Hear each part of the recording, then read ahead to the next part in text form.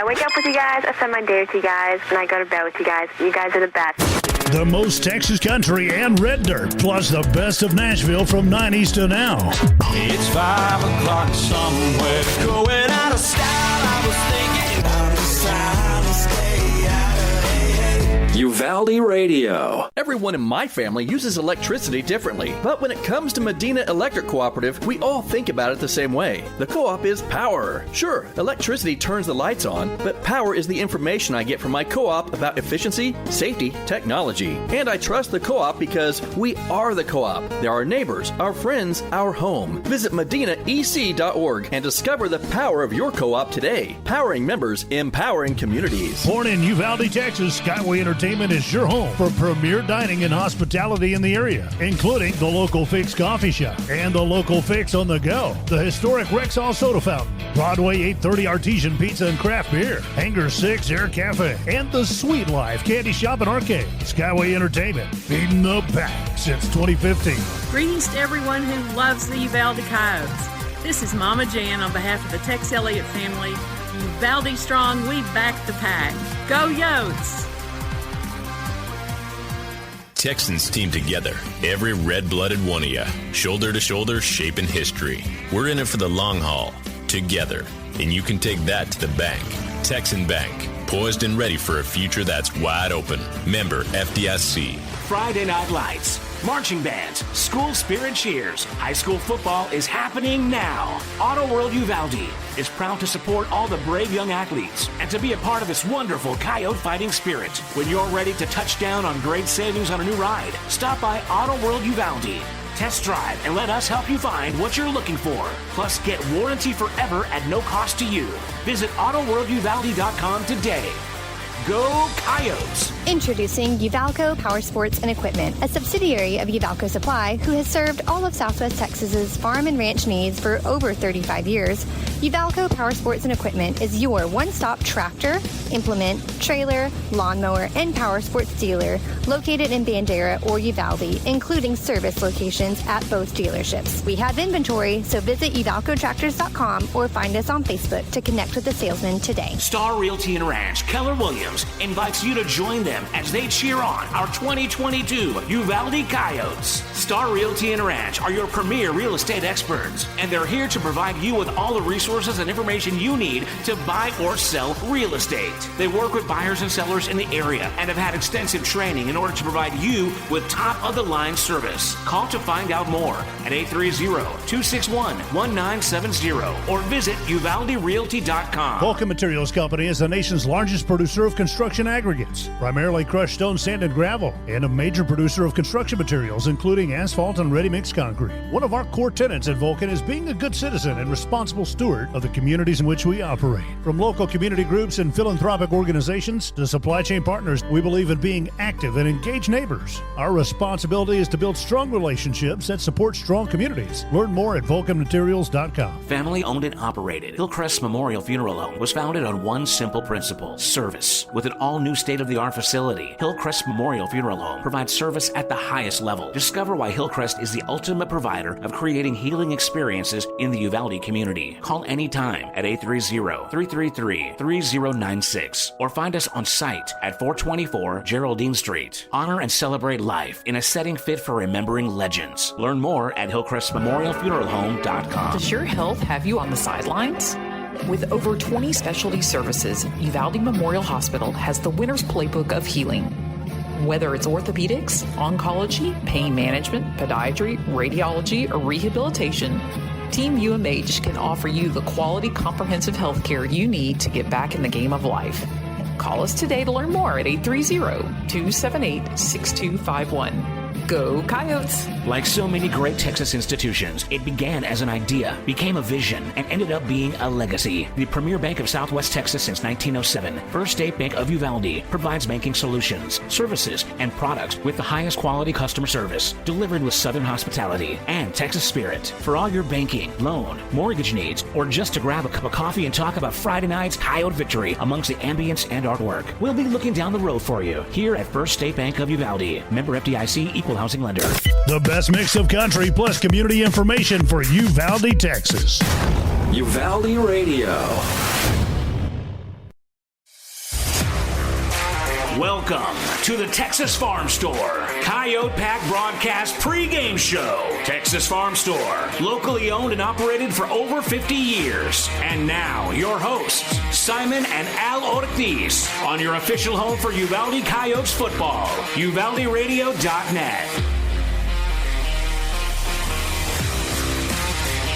It's that time again, Uvalde, Texas. It is that time again. We are so excited over here. We're broadcasting live from Boerne, Texas for the Uvalde Coyotes' first district game against the Boerne Greyhounds. The 5-0 Boerne Greyhounds versus the 3-2 Uvalde Coyotes. We made a trek. It was about a 2-hour ride from Uvalde over here to Boerne, just northwest of San Antonio, Texas. But we're excited nonetheless. We're ready to go. It is a nice, beautiful night with a little bit of cloud cover. We'll get to that in a second. But it's a beautiful night here at Boerne ISD Stadium in beautiful Boerne, Texas. The rolling hills, the excitement. The Uvalde Coyotes are on the field at the 10-yard line heading into the locker room, and it is district play in this 2022 season for your maroon and white. I'm Al Ortiz, your play-by-play announcer for UvaldeRadio.net, and this is the Coyote Pack broadcast. With me, as always, Class of 76, number 67 himself, former Coyote left guard, Simon Pops Ortiz. Well, hello, Uvalde. How are we doing today? Oh, my God. Did I miss this? I mean, that bye week. We never had bye weeks in the day, you know? Yeah. But that's okay. That's okay. Don't be that guy. Don't be that guy. No, but it just made us feel like, oh my God, it's time to go again. Yeah, you're gonna be the guy who says, back in my day, huh? Never. I love it. It was just yesterday. Yeah. It's just yesterday. That's it was right. just yesterday. But yes, the Coyotes are coming off a bye week. They are, they had a little bit of a low point before they went into the bye week, but they got some rest. They reset their minds. They reset their bodies. There were a few injuries. Jaden Gonzalez, Augie Aviles, a couple of nicks and bumps and bruises around here. But now here we are in Boerne, Texas, ready for district play. Week 6, technically, for the Coyotes themselves. We're going to preview the game. Pops is going to give his keys to the game. This is the Texas Farm Store pre-game show. Brought to you, of course, by the Texas Farm Store. We love you guys over there. Thank you for the sponsorship. And, so we're ready to go. They're doing a little bit of a senior night here in Boerne, Texas. And Pops, I do have to say, Boerne, as soon as we stepped into the stadium, all we felt was welcome. Oh my God, they were so welcoming. They told us, this is your place, whatever you need, we're here to help you. We've got Chick-fil-A. Yeah, oh right. my God, yeah, Chick-fil-A. We had some Chick-fil-A here in the press box and some refreshments and everything. We were like, wow. Yes. I felt like I was transported to Arlington, Texas at the AT&T Stadium for the Cowboys. It was a prime example of Texas hospitality. Absolutely. I mean, I was walking down to the bathroom too, and people are saying, welcome. It's just amazing. And also, if you aren't here, when we drove in, they have a Uvalde Strong dinner for all the parents and fans coming in from Uvalde. And of course, Uvalde Strong, they're obviously, referring to the tragedy that happened in our community on May 24th, where we lost 21 angels. And they just opened up an entire field essentially at the entrance of the stadium to provide food to the travelers from Uvalde. Very, very, very impressive. And, it was such a welcoming for not only us, but for the fans. I think that shows that they are really here for us, and it's totally appreciated. Absolutely. So again, we made the trek out here, guys. We're gonna have the game kickoff at 7 p.m. We're gonna do play-by-play, obviously. And then of course down the line during our pregame show, we're going to be talking about the keys to the game, like I mentioned earlier. And also, when we go into our first commercial break, we're gonna be talking a little bit about a former Coyote. We're gonna interview a former Coyote quarterback. That's correct. Yeah. Yes. Yeah. And one of your contemporaries. One of your contemporaries. That is true. Yeah, yes, that's true. That's true. Pops has interviewed a lot of his former teammates, and while I didn't grow up in Uvalde, this person was in my class of 2005. Mr. Chance Nuzzi, former Coyote quarterback, joins us in the Lantana Realty Loyal and True Legacy segment. He has a lot to say. We're excited to talk to him, and honestly, he's part of the Uvalde Area Chamber of Commerce Chamber Picks that is aired live every Wednesday. Yes, that is a fantastic show. I like their banter. You know, and I'm trying to get some of that banter between you and me, but we'll see. Well, we always have. We have a little bit of banter. I mean, you know, we bet on Whataburger and everything like that. Which you haven't paid up. Well, you haven't cashed it in. I said, whenever you want to cash it in, I will cash it in. We have a long drive and many Whataburgers between here and Uvalde. So if you want to, you know, put your chips in and say, hey, cash me out, dealer, then I'll do that. You know, it was your birthday a couple of weeks ago, and your mom gave you a Whataburger Yeti, and it was sort of like a reminder, you know, that you owed me a Whataburger. Well, thank you for turning my birthday against me, Pops. All right. All right, guys. Well, you know, and speaking of the trek over here, we know that you guys, some of you are there in Uvalde, and you want to listen into the game, and you're here for the game. So we're going to turn it over to Pops, and he's going to give his high-level thoughts on this Boerne Greyhounds team and what the Coyotes need to do to, you know, stay in the game, stay competitive, and get that W out here in the Hill Country. Well, you know, I'm going to give you my high-level thoughts first. Yeah, that's what I said. No, well, you know, that the keys to the game. That just shows that you're not paying attention to me. I just said high-level thoughts. Okay, high-level thoughts. You know, one of the things that the Coach Miller did a post on Facebook, and if you're not friends with Coach Miller, and you have a Facebook page, go to Facebook, friend him, and you'll see some very good information. So he had a post, and in that post, one of the hashtags was culture change, and that's one of my high-level thoughts right now. You know, last year we went 2-8, we won 2 and lost 8. You know, it losing sometimes becomes a habit, and the kids are starting to react, and they're starting to see that we are a winning community. We are a winning team, and that's what I'm so excited about. That there is a culture change going on, and you know what? That is the biggest thing that I took away from last week's loss against Divine. Yes, yes. That even though we lost and it wasn't pretty, the kids hung in there and fought and fought and fought. They didn't give up. They didn't say, "Okay, we lost. Never mind." What they are also learning is that it takes a lot of mental preparation and a lot of mental thought to really play at the level that we need to be playing, especially when we're going to play the number 4 team in the state. Which the Boerne Greyhounds are, yes. Yes, they are. I did not know that until we came into the stadium and Pops told me, well, you know, this is the number 4 team in the state. I was like, whoa. I knew that they were up there. But top 5 in the great state of Texas. Yes, they're amazing. They're number 4 in 4A, and they have an outstanding team. But you know what? Uvalde has some physical tools also. And those physical tools are starting to be in display. And the kids are starting to play with a winning attitude, a winning culture. And they need to take that next step.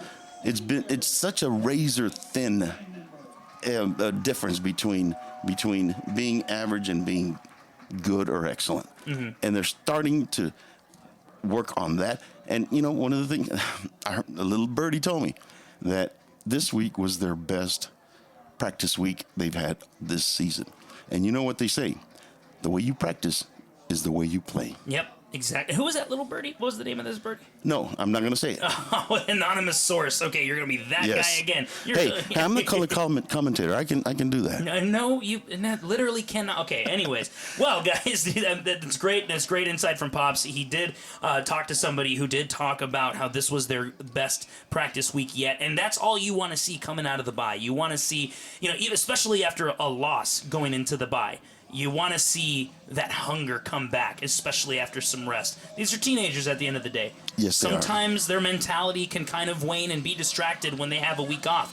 But that is great to hear that they had an amazing week of practice. So we're going to head on to the weather report before we go into commercial break. Right now in Boerne, Texas, it is 6:39 p.m. at 79 degrees Fahrenheit. It's not going to cool off that much more. By the time the game ends, it's going to be in the low 60s. And the precipitation chance goes from 0 to 1%. When we saw some raindrops when we were leaving Uvalde, we're not going to see that tonight. If I'm a betting man, 99% chance, literally 99% chance that there's no rain on this field. So, perfect weather conditions, not neutral weather conditions, but it's going to be kind of like an even playing field. The better team is going to win tonight. Well, the other thing about having a nice climate or not being hot is the fact that, they have more numbers than we do. They're a bigger school. They are, yeah. So that is not going to play a factor because our kids are well conditioned and will be able to stay on top of their game for the whole evening. Right, yeah. So, weather is not going to play a factor, and that's great for us. Yeah, absolutely. All right, Pop said it. Pop gave his high-level thoughts. We're here in Boerne, Texas, just up the road, 30 minutes up the road, northwest of San Antonio, Texas. We're going to have some live coverage coming up for you at the top of the hour. But for right now, we're going to take a quick commercial break. On the flip side, we are going to listen to quarterback Chance Newtsy, class of 05, in our Lantana Realty Loyal and True Legacy segment. We'll be right back. You're listening to the Coyote Pack broadcast only on UvaldeRadio.net. Like so many great Texas institutions, it began as an idea, became a vision, and ended up being a legacy. The premier bank of Southwest Texas since 1907, First State Bank of Uvalde, provides banking solutions, services, and products with the highest quality customer service, delivered with Southern hospitality and Texas spirit. For all your banking, loan, mortgage needs, or just to grab a cup of coffee and talk about Friday night's Coyote victory amongst the ambience and artwork, we'll be looking down the road for you here at First State Bank of Uvalde. Member FDIC, equal housing lender. Star Realty and Ranch Keller Williams invites you to join them as they cheer on our 2022 Uvalde Coyotes. Star Realty and Ranch are your premier real estate experts, and they're here to provide you with all the resources and information you need to buy or sell real estate. They work with buyers and sellers in the area and have had extensive training in order to provide you with top-of-the-line service. Call to find out more at 830-261-1970 or visit uvalderealty.com. Vulcan Materials Company is the nation's largest producer of construction aggregates, primarily crushed stone, sand, and gravel, and a major producer of construction materials, including asphalt and ready-mix concrete. One of our core tenets at Vulcan is being a good citizen and responsible steward of the communities in which we operate. From local community groups and philanthropic organizations to supply chain partners, we believe in being active and engaged neighbors. Our responsibility is to build strong relationships that support strong communities. Learn more at vulcanmaterials.com.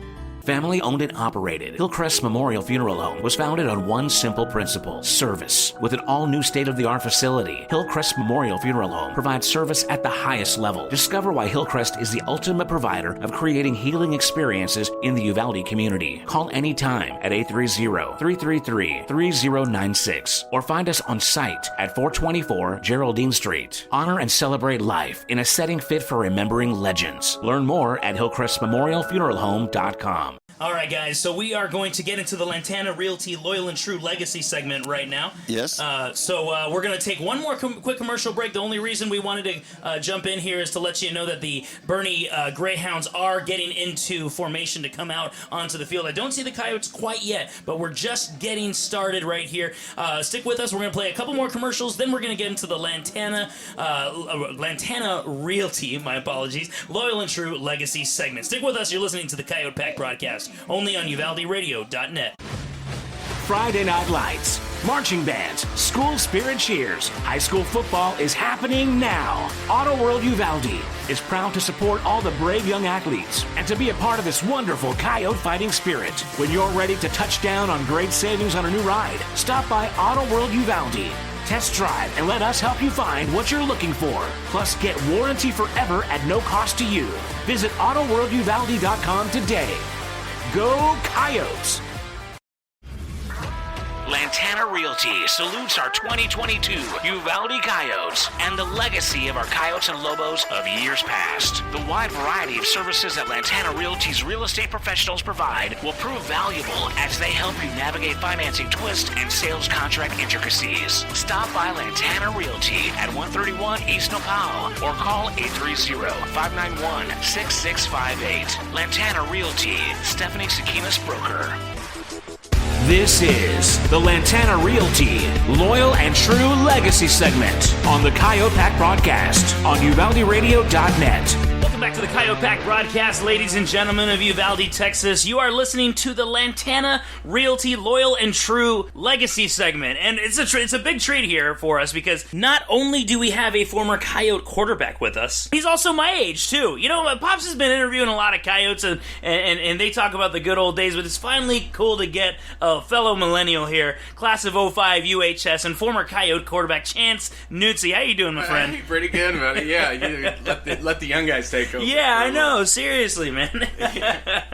Well, good deal, man. And we're going to talk a little bit about, you know, your playing days, all that good stuff, but also the chamber picks that you guys have been doing every week. We love listening to that, so we're going to talk about that too. But I'm going to just get started off here, man. So you grew up, born and raised Uvalde, Texas, right? Yeah, I mean, actually born in San Antonio, but okay. I was there for a hot minute. And then Dad moved back home. So nice. Yeah. That's great.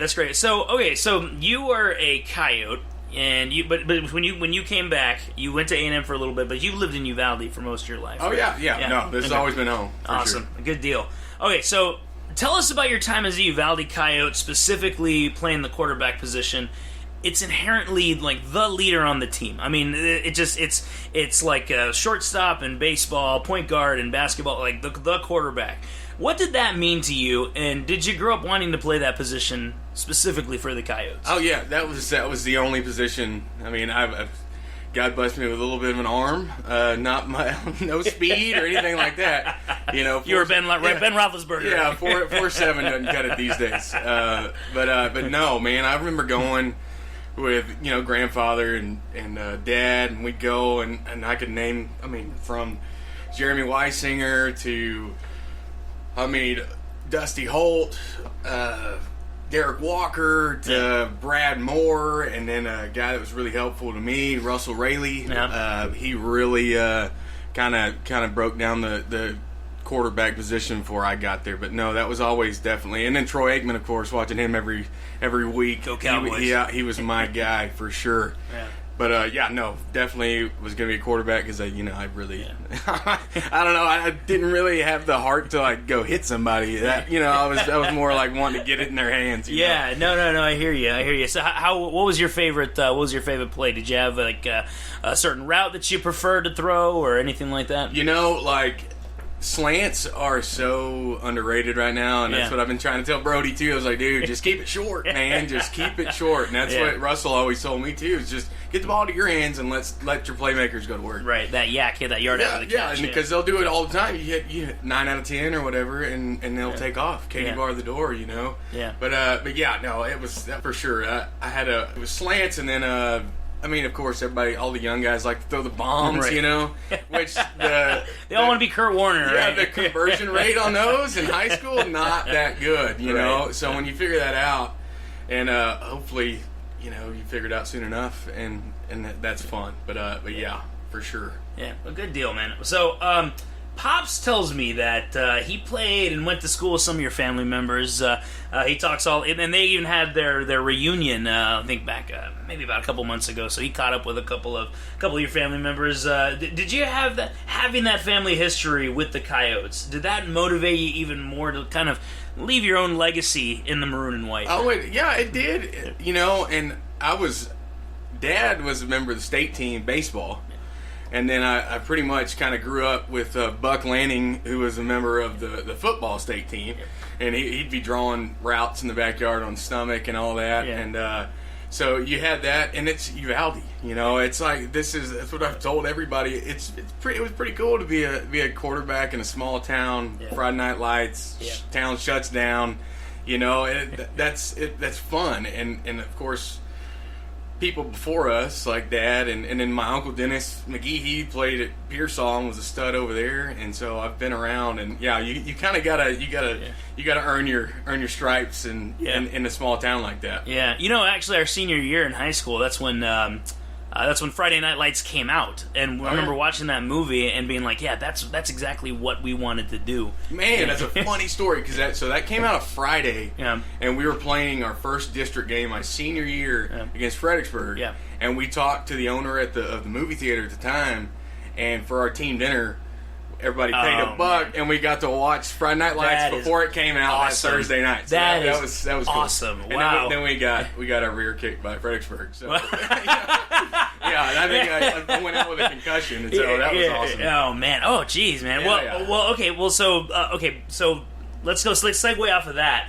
So give me some good memories besides the concussion. Give me some good memories you have from your playing days, whether game or otherwise. Well, let's see. So I got to watch. So it was 2002. So we beat Kerrville Tybee here when I was a freshman, and we got called up. I was just mop duty. We were tackling dummies is what we were. But you're the practice squad. And so I got to watch, man, like some of the greatest athletes that I've seen ever and played with, like Chase Gertis, Joey Gonzalez. I mean, those guys are athletes. Just all out that beat you in anything. Right. And so watching that was always a great memory. Being around the guys, that's what you miss the most. But as far as game-wise, it was my sophomore year. I came in against Hondo, and first play threw a touchdown pass to Jeremy Reinhardt. And then a couple plays later, Ruben Torres, that yard after catch we were talking about. He ran a little swing route and ran for like 50 yards, man. He made me look fantastic. And that was your sophomore year, that too. That was the first play on sophomore season, and then, that game was fun, for sure. That's great. Yeah, it's good to kind of carry those types of memories. And it's also amazing that you can remember who the touchdown was to, what route they ran, who the opponent was. It sticks with you for the rest of your life. Oh, there's a tennis matchup in my head constantly, just like, and I have to throw tennis in there for Coach Ramby, but it's just constantly. It's like, man, we could have done that, could have done this. It's still this day. I still think about that. I was going to say, do you still have those going through your mind? Yeah, that's great. All right, well, so somewhere in Tree City, there's probably a kid who's raring to be the quarterback, right? They've watched They've watched Friday Night Lights. They've watched Coyotes football at the legendary Honey Bowl. What advice do you have to that kid who may be listening right now? Just to take advantage of because, man, it's hot down here, and playing football, it's different than basketball or baseball. This is it's a more taxing physically. Right. So I think that's what the camaraderie between football players is, because you go through that grueling. You're getting beat down. Right. During a week, and your body's getting beat down. Yeah. But take advantage, because you're going to one day be in our spot and wish you could put that uniform back on, and so leave everything you got out there, because real world, man, it's just not that fun sometimes. So, man, live it up. Yeah, we were just talking about our full-time job, too, before we got back on here, too. So. Which, thank you, State Bank. Yes, and thank you to my bank. I can't say it on air because they're not technically sponsors, so they're not sponsors. But yeah, so, I mean, that's great advice. I mean, I have a recurring dream, that happens like once a month where I'm back on the football field. I can't emphasize how much it really just sticks with you throughout your life. Oh man, every time I go to the Honey Bowl too, the smells the same, locker rooms smell the same, and it just transports you right back to in my case, getting sacked or throwing a pick, or I don't know. I don't believe that for a second. That's some humble pie right there, but it's unnecessary humble pie. Well, no, Chan, so tell us a little bit about Chamber Picks. So right before we go to our Texas Farm Store pregame show, we do a rerun on UvaldeRadio.net. The Chamber Picks brought to you by the Uvalde Area Chamber of Commerce and Visitor Center. It goes live on YouTube and Facebook Live every Wednesday, and Pops and I just love watching y'all pick the picks and have some football banter and everything. So tell us a little bit about that. Yeah, it's so much fun to do. I grew up listening to and to do a show with to Mama Jan and Willie Edwards. You know, like those two, they're the goats as far as Uvalde radio goes. Yeah. And I just pinch myself because it's literally, I know it's Uvalde or whatever, but man, that's a bucket list thing for me. I grew up listening to this, and my little brother Cavender, he got to do it when I was in college. Oh, and I was nice. like, what? You didn't even play football. Come on. Like, how are you? You know, which of course I was happy for him. Yeah. But at the same time, like, I was so jealous. And now I get to do it, and now he's the one jealous in Florida, you know. But no, it's absolutely, it's a blessing, and it's definitely a bucket list thing to get to do, and I'm just so appreciative of that, and John, MJ, and all them for doing that. Yeah. And and it's good to get a little Maroon Aggie on there too, because you got Jay Allen, Mr. T-Sipper, and then everybody else, you know, got a discount T-shirt at Walmart, so they're Longhorn fans. So it's good to get some Aggie representation. It's sunny, but I'm feeling some shade right now. Yeah. So we're at the halfway mark for the season, and we're running out a little bit running out of time, but I want to get your thoughts. Halfway mark here in the season. 5 more games to go. Can you tell us about what you've seen out of this team so far, and where you think they could be going in the next half of the season, going into district play? You know, I think we're relatively young. You know, I mean, you've got skill positions that are juniors and sophomores and stuff like that, and you know, the plays are there, and it's just, you know, they've got grit. That's the first thing, you know. And to be honest, like, of course, guys, close your ears. You don't. This is not for you. But as far as community goes, man, they did that job. That first game, that comeback, last second, man. That is. Oh yeah. That was the season's a win. You know, from that standpoint, where this community's been. But man, they're building on a lot of stuff, and you know, and if they look good, as John J. Cano would say, you know. But it's a building thing, man. It's what, year 2, going on to year 3, and it's there. Yeah. So just keep at it, man, because you matter, especially right now in this community. So reach out, say hi to a kid, you know, open the door, you know, just kindness, man. Use that platform right now because you have it. Very well said, Mr. Nuzzi. And honestly, this has been just a great interview. Really happy to have you on. Really glad you could take time out to talk with us on the Coyote Pack broadcast. It means the world to me and Pops. Oh man, and y'all mean the world to the football community here in Uvalde, man. Y'all appreciate it. Getting some y'all's calls, or you know, it's electric, and it's, you know, and you suck people in, man, and that's what it's supposed to be. Appreciate that. like we're trying to do with the picks, man. Yeah. So yeah. And hopefully we'll get y'all on as a guest picker. Man. Oh, we'd love to. That'd be fantastic. Oh, we'd love to. Oh, we're very competitive against each other. So I mean, we'll probably make it a little awkward, you know, with our back and forth, but we're good. Hey, no, well, me and Willie do enough of that, so you'll be fine.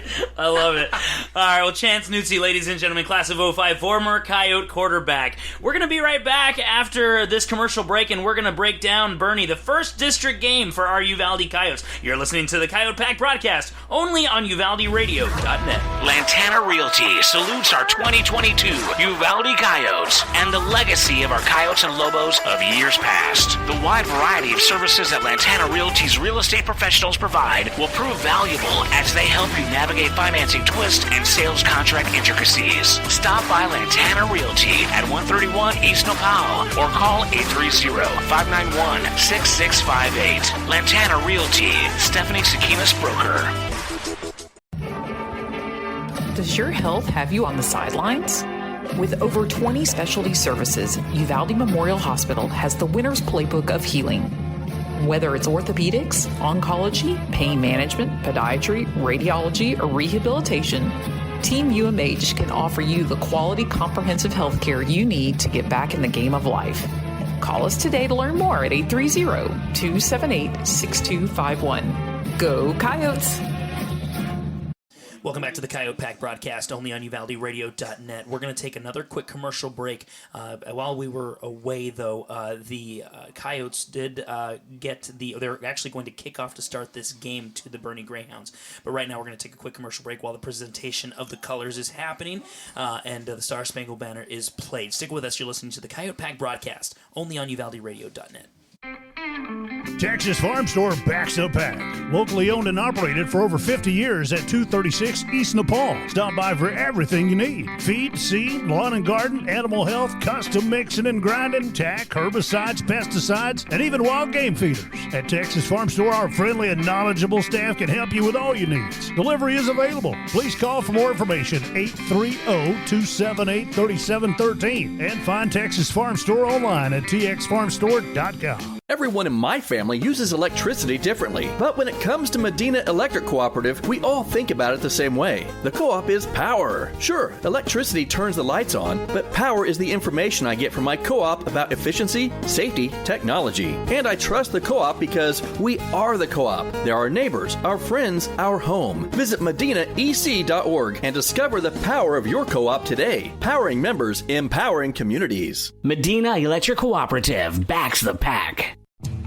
Born in Uvalde, Texas, Skyway Entertainment is your home for premier dining and hospitality in the area, including the Local Fix Coffee Shop and the Local Fix on the Go, the historic Rexall Soda Fountain, Broadway 830 Artesian Pizza and Craft Beer, Hangar 6 Air Cafe, and the Sweet Life Candy Shop and Arcade. Skyway Entertainment, feeding the pack since 2015. Greetings to everyone who loves the Uvalde Coyotes. This is Mama Jan on behalf of the Tex Elliott family. Uvalde strong, we back the pack. Go Yotes! Texans team together, every red-blooded one of you, shoulder to shoulder, shaping history. We're in it for the long haul, together, and you can take that to the bank. Texan Bank, poised and ready for a future that's wide open. Member FDIC.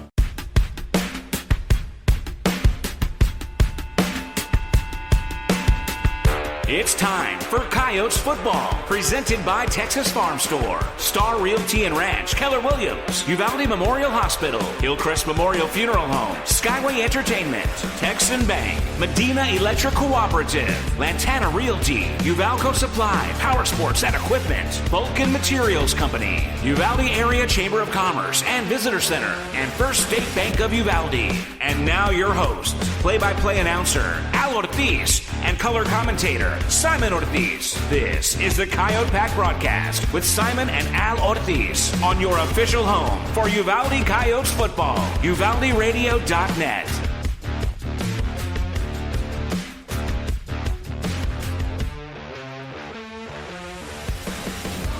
Welcome back to the Coyote Pack broadcast, ladies and gentlemen. It is a beautiful day here, beautiful evening here in Boerne, Texas. I have to say, before we get to Pops' keys of the game, it was just an amazing sight here at Boerne ISD Stadium with flyovers. I tell you what, Al, you know, every town that we've gone to, every stadium that we've been to have been very welcoming, but this just has bowled me over. Yeah, it is amazing. And we had flyovers from 2 jets from a nearby military base. When the captains went out to the middle of the field, the Boerne football team presented the Coyotes with an American flag that had been flown over a military installation for 21 days, representative of our Angels. And it was just, I mean, it was something that we, of course, like you said, Pops, something we've seen over and again. Yes, it has been, but you know, a flyover. A flyover. Yeah. Well, you know, they've got Randolph Air Force Base right down the street here, and you know, that was awesome. You know, it makes you so proud to be an American, to be in the U.S. and it's so awesome that they were able to do that. That our military was able to stand united with Uvalde. Yeah. All right, guys. Well, we're going to get to Pops' keys to the game in just a second, but right now the Coyotes have fanned out. They are kicking over to Boerne, just like we said earlier. So here comes the kickoff, and it's Coyotes football time in Boerne, Texas. Ball lands at the 15, bobbled by the return man, head up to the 30, crosses the 30, up to the 31, tries to get a little more yardage, but it is tackled by number 33 of the Coyotes, Devin Brown, right there. So here is where the Boerne Greyhounds are going to start at the 31-yard line. 31-yard line. And here's one of the keys. We need to start fast. We need to stop them right here, right now, get the ball, start fast, get ahead. That's one of the main keys. They're the number 4 team in the state in 4A. We need to get ahead of them. All right, here is the first play from scrimmage for the Boerne Greyhounds. Two wide receivers to the far side of the field. One up back and one running back with the quarterback in the backfield. Motion man over to the near side of the field in shotgun formation. The snap is off, fake handoff. Quarterback rolls over to the near side of the field, flicks the ball over to the sideline to a wide open wide receiver who is tackled at the 35-yard line of the Coyotes into Coyotes territory already. Well, there was my second key. No big plays. We cannot let them have big plays. We need to make them march down the field. Speaking of plays, the Boerne Greyhounds are doing a little bit of a hurry-up formation here. They're already in formation in the shotgun. Hand off to the running back who runs and finds a big hole and a lot of real estate, heads over to the sideline and gets down to about the 15-yard line of the Coyotes. So another big play. Well, they're marching down the field. We need to stop them. We need to keep them going. We need to stop them and don't let them in. We need to make them work for every point they get. Let's see if they do here. There's a wide receiver pass to the wide receiver to the far sideline in the 10-yard line, but it was knocked out by Alberto de la Garza, who has been making play after play at the cornerback position for the Coyotes this season. Second and 10. Now we're starting to cook. Yeah, here we go. So it looks like another. We say it almost every week. Bend but don't break defense. Let's see if they do that here. This is the first second down that the Boerne Greyhounds have faced in this opening possession for them. Two wide receivers to the far side, one wide receiver to the near side, one running back for the Boerne Greyhounds. The snap is off, and the handoff is to the running back who finds some daylight in the near side of the field and finds the end zone and gets a 10-yard, almost untouched 10-yard touchdown run for the Boerne Greyhounds. That was fast, Pops. That was very fast, Al. We need to, the Coyotes need to get acclimated to what they're playing, to who they're playing. They need to know that they have to match that speed, that brutality. They need to match that physicality. Yeah. There hasn't even been 1 minute of play so far. There's 11:07 left in this opening quarter, and already a 6-0 lead for the Boerne Greyhounds. Only 4 plays it took for them to get to the end zone. The kick is away for the extra point, which is good, which makes it 7-0 for the Boerne Greyhounds. That was a swift punch in the mouth right there from Boerne. So we'll be right back to talk a little bit more about the third key that Pops has. You're listening to the Coyote Pack broadcast, only on UvaldeRadio.net. Tune in to Chamber Picks, the long-awaited reboot to the program where Uvalde football fans get together to talk about football. Each week, the Chamber Picks panel of forecasters try to predict the winner of a select number of football games. Join host J. Allen Carnes every Wednesday at 7 p.m. on Facebook Live. Brought to you by Uvalde Area Chamber of Commerce and Visitor Center and LMG Productions. For more information, visit uvalde.org. Welcome back to the Coyote Pack broadcast, only on UvaldeRadio.net. If you're just joining us, there hasn't even been a minute of play, and the Boerne Greyhounds have scored first on their opening possession. It only took them 4 plays, and only one of those plays was an incomplete pass. The rest were 2 passes and 2 runs, all for big yardage. The last one being an about 10-yard run that made it 7-0, the current score right now. So the Boerne Greyhounds line up at the 40-yard line, and the kick is away for the opening possession for the Uvalde Coyotes. And the ball goes into the end zone for a touchback, a rare touchback, I believe. We haven't really seen too many of those this season. This is the first one we've seen. It landed about the 5-yard line, and then it bounced in there. One of our return men was a little too shallow. He was at the 10-yard line. He didn't have a chance to backpedal and get the ball, so it was good that it went into the end zone. Yeah, and that was number 17, Joshua Verduzco. So kudos to him for not trying to get the ball and cause a negative play for the Coyotes. I've had too many of those so far already, and again, not even a minute in the game. So he did let that ball bounce into the end zone. So here we go. Brody Carnes with 2 running backs in the backfield, one behind him, one next to him in the shotgun formation, 2 wide receivers to the far side of the field. The defense is not showing blitz. They're staying statuesque right here. So Brody Carnes takes the snap, hands it off to the running back in behind him, and Jaden Gonzalez gets to about the 27-yard line for a 2nd and 8 coming up. Positive play. It's going to be 2nd and 8, but we need to march down the field, Al. We don't need to have. Well, it would be nice to have a nice long chunk play, but we need to give our defense a rest. So we need to have sustained drives on offense. Yeah, and especially after getting after Boerne getting those points so quickly, the defense needs to catch their breath and reassess what's going on. Two wide receivers to the near side of the field, a man in motion for the Coyotes. Brody Carnes pitches out to Jaden Gonzalez. Jaden Gonzalez cuts back up the middle and doesn't get much room and only gets back to the line of scrimmage for a 3rd down and 8. It's going to be a 3rd down and 8. They are fast. They have some fast kids on their defense. The play was designed to go as a sweep, and he had to cut it in because it was contained. Yeah, it was a pitch option for Brody Carnes right there, who did find Jaden Gonzalez. He looked to initially have some running room on the near sideline. However, that closed out quickly because, like you said, Pops, they are just so fast on this defense.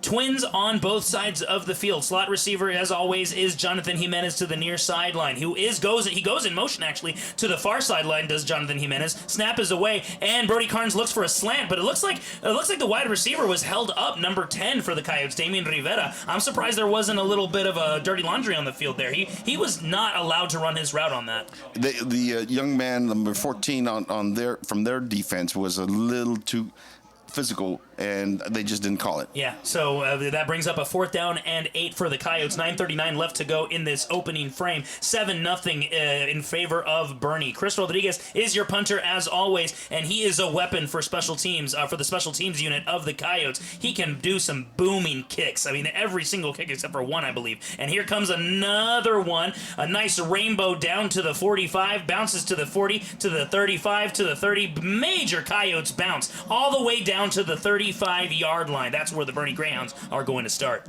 Excellent putt. Yep. Now, that's again, I didn't get a chance to really expound on our keys to the game. The keys to the game is we need them to have to earn all their points. We can't give them nice long plays. We need to make sure that if they're going to go down and score, they're going to have to work for it. Now, remind me, Pops, was that your second or was that your 3rd key to the game? That was my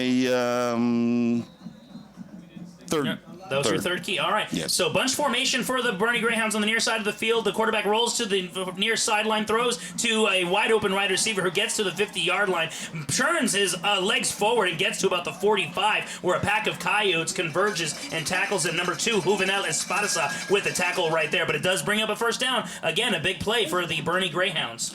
Number 6, one of our strong safeties, or one of our safeties, he gambled a little bit, Al, and that cost us. Yeah, and that was Elijah Carroll right there. So it was an easy pitch and catch for the Greyhounds right there. And another shotgun formation for the Boerne Greyhounds. A handoff to the wide receiver, who again finds a big hole that you can drive a truck through sideways. Gets up to about the 36-yard line, close to a 1st down. It's going to be 2nd down and 2 coming up for the Boerne Greyhounds.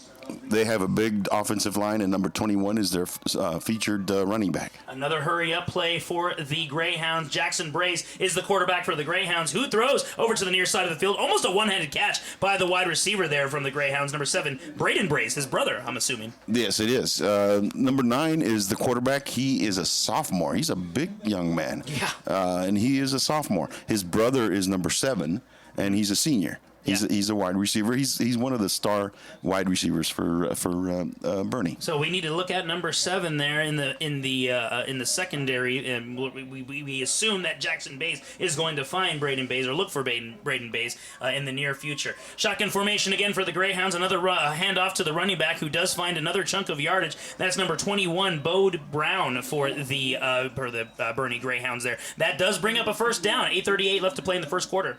It was a 4-yard gain, but we need to make them stop or keep them from gaining so much yard on 1st down. It was a 2nd and 2, Yep. And so it was really close.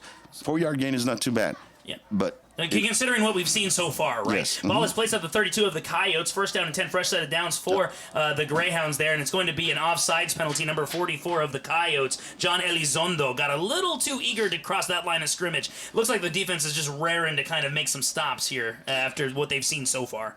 You know, again, no mental mistakes. We cannot make against a top flight team like Boerne. We cannot make these mental mistakes, these penalties. We can't give them anything. They have to earn everything. Yeah, and they're definitely not earning that right there. The Coyotes did gift them an extra 5 yards, so that's first down and 5 for the Boerne Greyhounds. 2 wide receivers to the near side of the field. 8 minutes and 15 seconds left to go in this opening quarter here in Boerne, Texas. Beautiful Boerne, Texas, I might add. 2 wide receivers again to the near side of the field. 1 running back, 1 man in motion. A pitch to the man in motion to the far side of the field, number 18, and they called the play dead. It looks like it's going to be a false start on Boerne. That will bring them back to the original line of scrimmage. It's going to be 1st and 10 again. Yep, 1st and 10. So here's just a redo. It's basically what it was. The Coyotes the Coyotes committed an offsides penalty, and then the Boerne Greyhounds get a false start. So back to the original line of scrimmage, like Pop said, 32-yard line. This is a very important play out. We cannot let them have a big play. All right, here we go. 2 wide receivers to the far side of the field. 1 wide receiver to the near side. Another snap in shotgun formation. Number 9, Braze looks and tries to find some room. Tucks the ball and runs instead, and finds a little bit of running room and gets up to about the 25-yard line, and it might be a 2nd down and 3 for the Greyhounds. He couldn't find anybody open, so it was a broken play. He had to scramble, and that is what we need. We need to be able to stop them in their offensive rhythm. Yeah, and actually, you know what? I did say initially a 2nd down and 3. It's going to be a 2nd down and 5. So he was out of bounds a little bit earlier than what we thought. So that's where the officials spot the ball at the 27-yard line. Snap off again. Braden Brace goes over to the far side, but then turns field and finds a wide receiver for a running back screen. And the running back has a lot of daylight, gets across the 10, down to the 5, and that faked everybody out, including myself. Yes, but there's dirty laundry, and I think it was a lineman that was downfield blocking for the screen. Yeah, and actually, Pops, you're right. I was about to say that looks like a kicking tee because it's orange, but maybe I'm going colorblind here. It looks like it's an orange flag. It doesn't look yellow, but you're right. That orange flag kind of just popped up in the air. Let's see what the call is here. I'm not sure if they have a... No, it was not a flag. I was right. It was an orange flag, so not sure what exactly it was. Actually, you know what? That referee just has an orange flag. Yes, he does. He threw it, but he picked it up. Yeah, he picked it up. So the ball is placed at the 5-yard line. 1st down and goal for the Boerne Greyhounds. They are up 7-0 already over the Coyotes. 7 minutes left to play in this first quarter. 19 seconds left to go on the play clock. So let's see if they can get something off here. 2 wide receivers to the far side of the field. 1 running back in the backfield for the Boerne Greyhounds. Handoff is to that running back who does not find anything, trying to get around the corner by a pack of Coyotes, led by number 21, the captain, Justin Rendon, for a gain of nothing. Excellent play by the Coyotes. It's just a matter of get familiar with their offense, and hopefully the Coyotes are doing that. And there's a no huddle. I mean, I think we did some research on the Boerne Greyhounds, and we did see that they do no huddle, and that's exactly what they're doing here. They are doing they had run a hurry up offense in their first possession, but right now they are not hurrying up so much. They're just slowing things down, but they're not huddling up. 2 wide receivers to the far side, 2 wide receivers to the near side. Running back in motion. Snap is off to Bays. Bays looks over to the far sideline and finds his running back, who squeaks into the end zone, crosses just across the goal line, and it is a touchdown for the Boerne Greyhounds. We almost got the quarterback in the backfield, but he got away. Yeah, they're just too fast, too much right now for the Uvalde Coyotes. 5:56 left to go in the first quarter, and already 13-0 for the Coyotes. We're gonna let them kick the extra point here, and before we say it's 14-0 officially, I mean let's be honest, we're homers in this broadcast, so we want to maybe find a silver lining. Maybe they'll miss this. Well, you know what? It's early. Yeah. We need to get that ball, and our offense needs to get to work as soon as we can get this ball in the kickoff. Yeah, maybe they've settled down a little bit. Yes. Yeah, it was a long trip, so maybe they're just settling down. 5:56 left to go in the first quarter. 14-0 Boerne Greyhounds. We're going to take a quick commercial break. You're listening to the Coyote Pack broadcast only on UvaldeRadio.net. Introducing Uvalco Power Sports and Equipment, a subsidiary of Uvalco Supply, who has served all of Southwest Texas's farm and ranch needs for over 35 years. Uvalco Power Sports and Equipment is your one-stop tractor, implement, trailer, lawnmower, and power sports dealer located in Bandera or Uvalde, including service locations at both dealerships. We have inventory, so visit uvalcotractors.com or find us on Facebook to connect with the salesman today. Welcome back to the Coyote Pack broadcast only on UvaldeRadio.net. One of Pops' keys to the game was that the Coyotes need to start fast. And indeed, he was right, but to some extent, the Boerne Greyhounds are starting fast. They started lagging fast, but that's okay. We need to go down, and we need to score and keep this game close so that we can compete with these. All right, 5:56 left to go in the first quarter. Oh, and they kicked it out of bounds. The ball was kicked. It was an ensuing kickoff. Though in the ensuing kickoff, the ball was kicked out of bounds by the Boerne kicker. So it looks like they're going to start at about the 40-yard line right here. Huge advantage for the Coyotes here, and a big break for them, to be quite frank. Yes, it is. Their kicker is an excellent kicker. He can kick it to the 5-yard line, but I think he got it a little too far to the side, and it went out of bounds. Yeah, got a little too anxious there to get it back into the end zone, because that was a touchback in the last kickoff that he did. So 5:56 left to go in the first quarter. 14-0 Boerne Greyhounds. Pops, what are you pointing at? 30. They start on 30. Oh, they're starting on the 30-yard line. Okay, so instead of the 40, which is usually found in the college and the pro ranks, it's at the 30 for the high school ranks. Jonathan Jimenez is in motion over to the far sideline. Brody Carnes looks that way, but not to Jimenez, and finds a wide receiver at the 40-yard line. Looks like it's going to be close to a first down. That was Devin Franklin, number 5. He ran a little bit of a curl route there and found a nice soft zone. He started running before he secured the ball out, and it came out, so it's second down and 10. Well, that would have been a nice positive play and a good start to this drive, but nonetheless, Devin Franklin got a little too anxious there too. So a lot of anxious movements here in this game so far. 5:51 left to go in the first quarter. 14-0 Boerne Greyhounds. Brody Carnes has trips right, and of course Jonathan Jimenez is the slot receiver in that trips formation. Snap is away. Brody Carnes calmly finds a clean pocket, but it quickly collapses and is sacked at about the 16-yard line for a loss of about it looks like it's going to be a 10-yard loss for Brody Carnes. It's going to be 3rd and 20. I think we should do just something to get us some positive yards so that we can have a good enough field position to have a good punt. Yeah, so, I mean, honestly, when you have a weapon like Chris Rodriguez there in punt formation, you're definitely going to find yourself on the better side of field position. So let's see what the Coyotes do here. Again, with the trips right for the Coyotes. Similar formation to the previous play. Brody Carnes takes the snap, does have some time, throws a deep ball to the far sideline, and it looks like it's going to be a pass interference, and exactly what it was. Devin Franklin was absolutely tackled over there on that far sideline. Yes, he was. He could have tried to get that ball, but he was tackled basically, like you said. So let's see how much yards they get on that, and it's going to be a first down. An automatic first down, nonetheless. A First State Bank first down. That's right. You know what kind of first down it is? What's that? 100% chance. First State Bank. Chance Nuzzi. First down. And that was it. Guys, we had Chance Nuzzi, former Coyotes quarterback, class of 05 on the Lantana Realty Legacy, Loyal and True Legacy segment. And he works at First State Bank of Uvalde. He's the assistant vice president of marketing over there. And my pops did say before the broadcast that he had a surprise for him, and that was the surprise. That's right. So the Uvalde Coyotes find a First State Bank first down. Shotgun formation, trips right again for the Coyotes. One wide receiver on the far side of the field. Handoff is to Jaden Gonzalez, who's met automatically by the Greyhounds, specifically number 50, Luke Molina of the Greyhounds. That's going to be about a 4-yard loss there for the Coyotes. Yes, they number 50 is one of their stud defensive linemen, and he was in the backfield. I mean, automatically. Yes. Yeah, I mean, Jaden Gonzalez didn't have a chance there. He was immediately swallowed up by number 50, Luke Molina there. So the Coyotes are now huddling up. They don't usually huddle a lot. I mean, it's here and there. It's peppered throughout the game, but now they're huddling up. I think they're just trying to find something that has to work.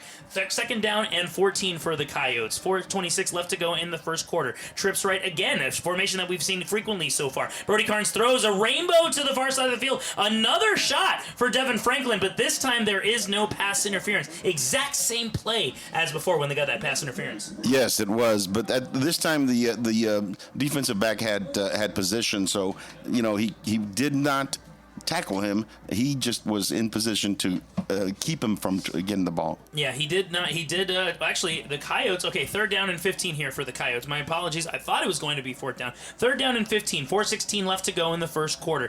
14-0 in favor of the Boerne Greyhounds. Now they're doing a trips left for the Coyotes. So let's see what they do here. Jared Hernandez in an isolation situation down in the near sideline over here. The snap is away. Brody Carnes rolls over to the far side of the field and throws off his back foot, and it's intercepted. Intercepted by the Boerne Greyhounds. There's some room down the sideline. The cornerback gets up to about the 8-yard line. That was number 14, Houston Hendricks, and that's one of their biggest playmakers on defense right there.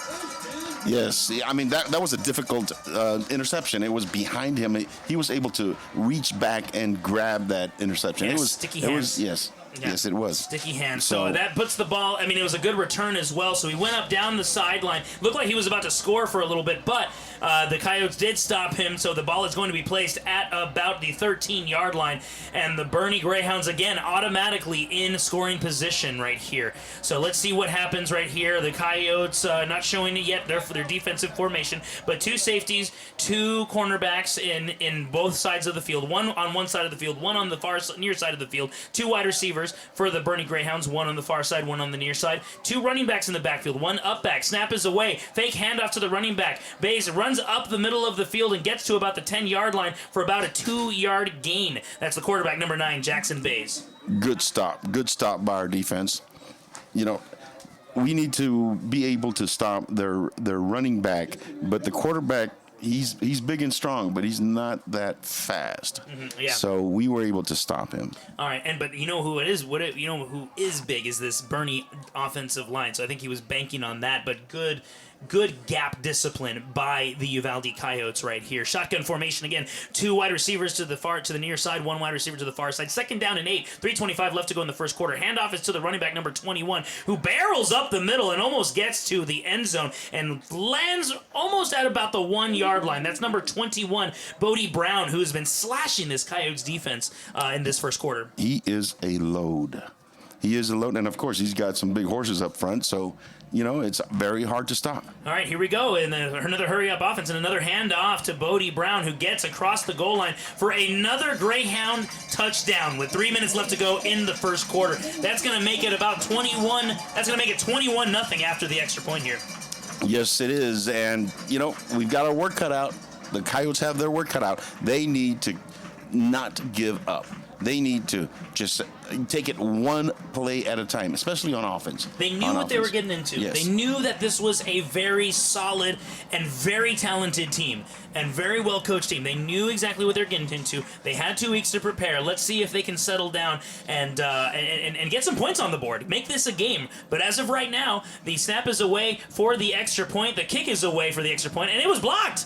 It was no good. It was blocked by the Uvalde Coyotes there. So it is 20-0 in favor of the Boerne Greyhounds. 2:59 left to go in the first quarter. You're listening to the Coyote Pack broadcast only on UvaldeRadio.net. Like so many great Texas institutions, it began as an idea, became a vision, and ended up being a legacy. The premier bank of Southwest Texas since 1907, First State Bank of Uvalde, provides banking solutions, services, and products with the highest quality customer service, delivered with Southern hospitality and Texas spirit. For all your banking, loan, mortgage needs, or just to grab a cup of coffee and talk about Friday night's Coyote victory amongst the ambience and artwork, we'll be looking down the road for you here at First State Bank of Uvalde. Member FDIC, Equal Housing Lender. Welcome back to the Coyote Pack broadcast only on UvaldeRadio.net. If you're just joining us, it is 20-0, and that's because it's just the first quarter. 2:59 left to go in the first quarter. The Boerne Greyhounds have simply dominated this game, moving up and down the field. Their offense has been moving up and down the field at will. 1 turnover so far for the Uvalde Coyotes, an interception off of Brody Carnes by number 14, Houston Hendricks of the Boerne Greyhounds. So right now, the Boerne Greyhounds are going to be kicking off to the Uvalde Coyotes, and let's see if the Coyotes can muster something up here. And the kick is away. Let's see if the kick can land out of bounds. It does not. It gets over to the 5-yard line. Verduzco fields the punt, fields the kick, runs up to the far sideline, finds a lot of running room to the 20, up to about the 25. Good return, given that was a very good directional kick by this Boerne Greyhound kicker. You know, it was to the left corner of the end zone, and he was able to take it to the right side and go all the way to the 30-yard line or 25-yard line. He probably ran a good 100 yards there to get to the 30-yard line. Yep. But he got positive yards. Yep, absolutely. All right, the Coyotes are coming out from their huddle on the sideline. Here come the Boerne Greyhounds defense. 2:47 left to go in the first quarter. 20-0 if you're just joining us in favor of the Boerne Greyhounds here live in Boerne, Texas. Again, this is the Coyote Pack broadcast. I'm Al Ortiz, your play-by-play. And with me, as always, Simon Pops Ortiz, your color commentator. Snap is away to Chris Rodriguez, who's in at quarterback. Handoff is to Jaden Gonzalez, who doesn't get much. It's maybe a 1-inch gain there. It's going to be second down and a long 9 for the Coyotes. You know, it's a positive yard. It is. And you would think that I'm grabbing at straws, but I'm not. It was a positive yard, and they've got number 8 in there. Let's see what he can do. All right, Chris Rodriguez is in there. Let's see if they're trying to maybe get a little bit of a spark, or maybe they're just trying to change some things up, because Brody Carnes has been playing very well this season. So, but I don't know. Maybe let's see if Coach Miller is trying to find something different in Chris Rodriguez. And not much there again. Chris Rodriguez takes the snap, goes up the middle in between the tackles, and gets stopped maybe for another loss of yard. 3rd down and 10 coming up for the Uvalde Coyotes. You know, they just have some awesome big kids up in front in their defense. It's going to be very hard to run on them. We're going to have to do a lot of misdirection play to get them off balance. Right, yeah, and I need to make it clear. I need to clarify that Brody Carnes, he hasn't been playing bad or anything like that. It's just the Coyotes' offense in general has not been getting a lot of yardage against this Greyhounds defense. So maybe Coach Wade Miller is just trying to mix things up, see what works, see what doesn't. But there's a sack in the middle of me talking right there of Chris Rodriguez, who fumbles the football at the 15-yard line. So another turnover by the Uvalde Coyotes, and the Boerne Greyhounds start again in the red zone in scoring position. No mental errors. Keys to the game. Don't give them anything cheap. And there's a lot of learning to do here. A lot of learning. Yep, and especially if the Boerne Greyhounds score here again with 1:19 left to go in the first quarter. Again, we're not even done yet with the first quarter. So 1:19 left to go in the opening frame, 20-0 Boerne. If you're just joining us, there was a sack of Chris Rodriguez on the Coyotes' 3rd offensive possession, and he fumbled the football down to the 15-yard line. That's where the Boerne Greyhounds start again in the red zone. Snap, actually no snap there. Now the snap is away. Man in motion, pitches to the man in motion. Number 7 turns the corner, finds a lot of running room, cuts up the middle, and cuts to the sideline and gets across the pylon for another Boerne Greyhound touchdown. Number 7 is fast. That is Braden Bays. That is the quarterback, Jackson Bays' older brother. That's correct. He is fast, and the kids need to get used to that speed. They were taking wrong angles to him, and he was able to outrun them. That's an excellent point, Pops, because it did seem like there were some Coyotes in the area, but he turned around the corner and then cut again to the outside and crossed the pylon in the corner of the end zone. And I think just that juking and jiving right there really kind of messed up the Coyotes' angles. Yes, it did. So be that as it may, 26-0 for the Boerne Greyhounds. Snap is away for the extra point. Kick is away, and it is good. That makes it 27-0. Boerne over Uvalde. 1:07 left to go in the first quarter. You're listening to the Coyote Pack broadcast only on UvaldeRadio.net. Star Realty and Ranch Keller Williams invites you to join them as they cheer on our 2022 Uvalde Coyotes. Star Realty and Ranch are your premier real estate experts, and they're here to provide you with all the resources and information you need to buy or sell real estate. They work with buyers and sellers in the area and have had extensive training in order to provide you with top-of-the-line service. Call to find out more at 830-261-1970 or visit UvaldeRealty.com. Welcome back to the Coyote Pack broadcast, only on UvaldeRadio.net. The Uvalde Coyotes find themselves in a 27-0 hole at the moment. 1:07 left to go in the opening frame here in Boerne, Texas, in Boerne ISD Stadium. Some football's being thrown here into the Boerne crowd. Nice to see some Friday night light activities over here. We can't really see too much what's going on in the Uvalde sideline. We're here on the press box on the home side of the field, but another good turnout by the Uvalde faithful. We're 2 hours away almost from Uvalde, so it's nice to see the maroon over there ready to watch their Coyotes. So kickoff is away again to Joshua Verduzco. Verduzco fields it at the 10-yard line, crosses up to the 15, and is met by two or three Boerne Greyhounds. So the Coyotes will start at the 14-yard line. That's where they start their next drive. It's going to be a long drive, Al, but we need to drive it. We need to drive it. Well, let's see what happens here. The kids need to stay positive. They need to see what they can figure out. They can do. They're up against a very strong, very fast team. They need to figure out some misdirection plays that can get them going down the field. All right, sounds good. So, how you feeling so far, Pops? I'm feeling great. Sounds great. Awesome. 1 minute left to go in the first quarter. Coyotes line up at the 14-yard line. Trips left for the Coyotes. The Coyotes are facing a first down at the 14. Brody Carnes, empty backfield. Shotgun snap is away. Throws a slant to Jonathan Jimenez, who tipped the ball. It's tipped up in the air. Almost another interception, but luckily the ball bounces the Coyotes' way. The kids look a little out of sorts. Yeah.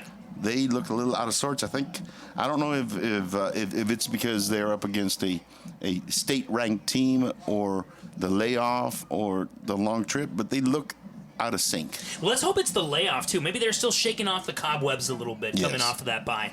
So there's another trips left formation, another empty backfield for Brody Carnes. Brody Carnes scanning the defense, one linebacker in the middle of the field, snap is away. Same play to Jonathan Jimenez. They saw that it might work in the first place, and it did work this time, up to the 20-yard line. We've had quite a few passing plays that have been good plays, but we have not been able to hang on to the ball. Yeah, it's like you said, they seem a little bit off, so maybe they're just doing it over and over and over again until they get that muscle memory. Yeah, now it's 3rd and 7, it's 3rd and 3, and it's 4, and it's manageable. Yeah, absolutely. 26 seconds left to go in the first quarter. Substitution comes in. Number 5, Devin Franklin comes in for the Coyotes at wide receiver. 19 seconds left to go in the quarter. The clock is still ticking. Let's see if they can get a snap off before the buzzer sounds in this first frame. Shotgun formation again. Trips left again for Brody Carnes, who looks over to the trip side. Finds flushed out of the pocket. Steps up. Tries to get up the field and doesn't get any yardage. And avoids a sack, though. So it is 4th down and 3. End of the first quarter. Well, let's see what the Coyotes do. I mean, they're down 27-0. Let's see if they go for it or punt it here. You're listening to the Coyote Pack broadcast only on UvaldeRadio.net. Vulcan Materials Company is the nation's largest producer of construction aggregates, primarily crushed stone, sand, and gravel, and a major producer of construction materials, including asphalt and ready-mix concrete. One of our core tenets at Vulcan is being a good citizen and responsible steward of the communities in which we operate. From local community groups and philanthropic organizations to supply chain partners, we believe in being active and engaged neighbors. Our responsibility is to build strong relationships that support strong communities. Learn more at vulcanmaterials.com. Family owned and operated, Hillcrest Memorial Funeral Home was founded on one simple principle: service. With an all-new state-of-the-art facility, Hillcrest Memorial Funeral Home provides service at the highest level. Discover why Hillcrest is the ultimate provider of creating healing experiences in the Uvalde community. Call anytime at 830-333-3096 or find us on site at 424 Geraldine Street. Honor and celebrate life in a setting fit for remembering legends. Learn more at hillcrestmemorialfuneralhome.com. Welcome back to the Coyote Pack broadcast only on UvaldeRadio.net. If you're just tuning in, we are at the top of the second quarter. The first quarter has just ended. 12 minutes. 12 minutes is up on the clock for the second quarter. Coyotes are down 27-0 to the Boerne Greyhounds here, facing a 4th down and 4. And indeed, Wade Miller is going to punt the ball and elect not to go for it here, even down 27-0. I think that's the smart move here. Don't you think so, Pops? Yes, it is. Yes, it is. It's the second quarter. Yeah. Right now. And actually, there's a punt by Chris Rodriguez, and it's a short one considering that he has a big leg. Takes a good bounce for the Coyotes up to about the 48-yard line right there. So that's where the Boerne Greyhounds are going to start this drive in Coyote territory at the 48. But still, good bounce for the Coyotes right there. What Coach needs to do is just, kids, let's just compete. Let's just compete. It's 0-0 right now. Let's try to get some points. Let's stop them and let's try to get some points. I know, not just stop them, but start playing on getting some strategy to make this a competitive game. From here on out. Yeah, if you're Coach Wade Miller, are you saying, hey, right, guys, you know what, forget the first quarter right now. Just think of this as 0-0. That's correct. So let's compete. Let's just compete right now. Yeah. All right, I'm fired up now. Yeah, let's do it. I've been fired up all game. I love the Coyotes. It's just like, man, Pops, that was pretty good. I like that. All right, so shotgun formation for the Boerne Greyhounds. 2 wide receivers to the near side of the field. Fake handoff. Bays throws it to his running back in the flats, but the running back drops it, and that's number 44 of the Boerne Greyhounds, Weston Richter, who drops the ball. So 2nd down and 10 for the Boerne Greyhounds at the 48-yard line of the Coyotes. and I think they have their a different set of backs, a different set of quarterback. I think it's a second string offense in there, Al. Yeah. Is it really? Yes. Okay, so wait. Actually, no. Actually, number 9 is still in there. But you know what? You're right. The skill positions, at least, that is the backups. Yeah, Yes. those are the backups. But number 9 for the Greyhounds, Jackson Bays, is still in the game. 2 wide receivers to the near side of the field, and 2 linebackers for the Coyotes. Handoff up to number 21 of the Greyhounds, who gets to about the 45-yard line, 44-yard line, going to bring up a 3rd down and 4 for the Boerne Greyhounds. A rare 3rd down for the Greyhounds right here. It's going to be a 3rd down and 5. I'm sorry, I didn't mean to say that. But the thing is that we need to stop them here, and they have some. They're going to try to run it. I know they're going to try to run it. Let's see if they do. But we need to stop them right here. All right, let's see if the Coyotes do a running blitz right here, call a run blitz here. Only one linebacker, and that's Chris Rodriguez, in the middle of the field here. Snap is away for the Greyhounds. Clean pocket for Bays. Bays tries to find a wide receiver screen, and it is met immediately by number 25, Frank Salazar. Really good technique by that cornerback there to stop that wide receiver screen. Yep, and it wasn't a run. I didn't say anything.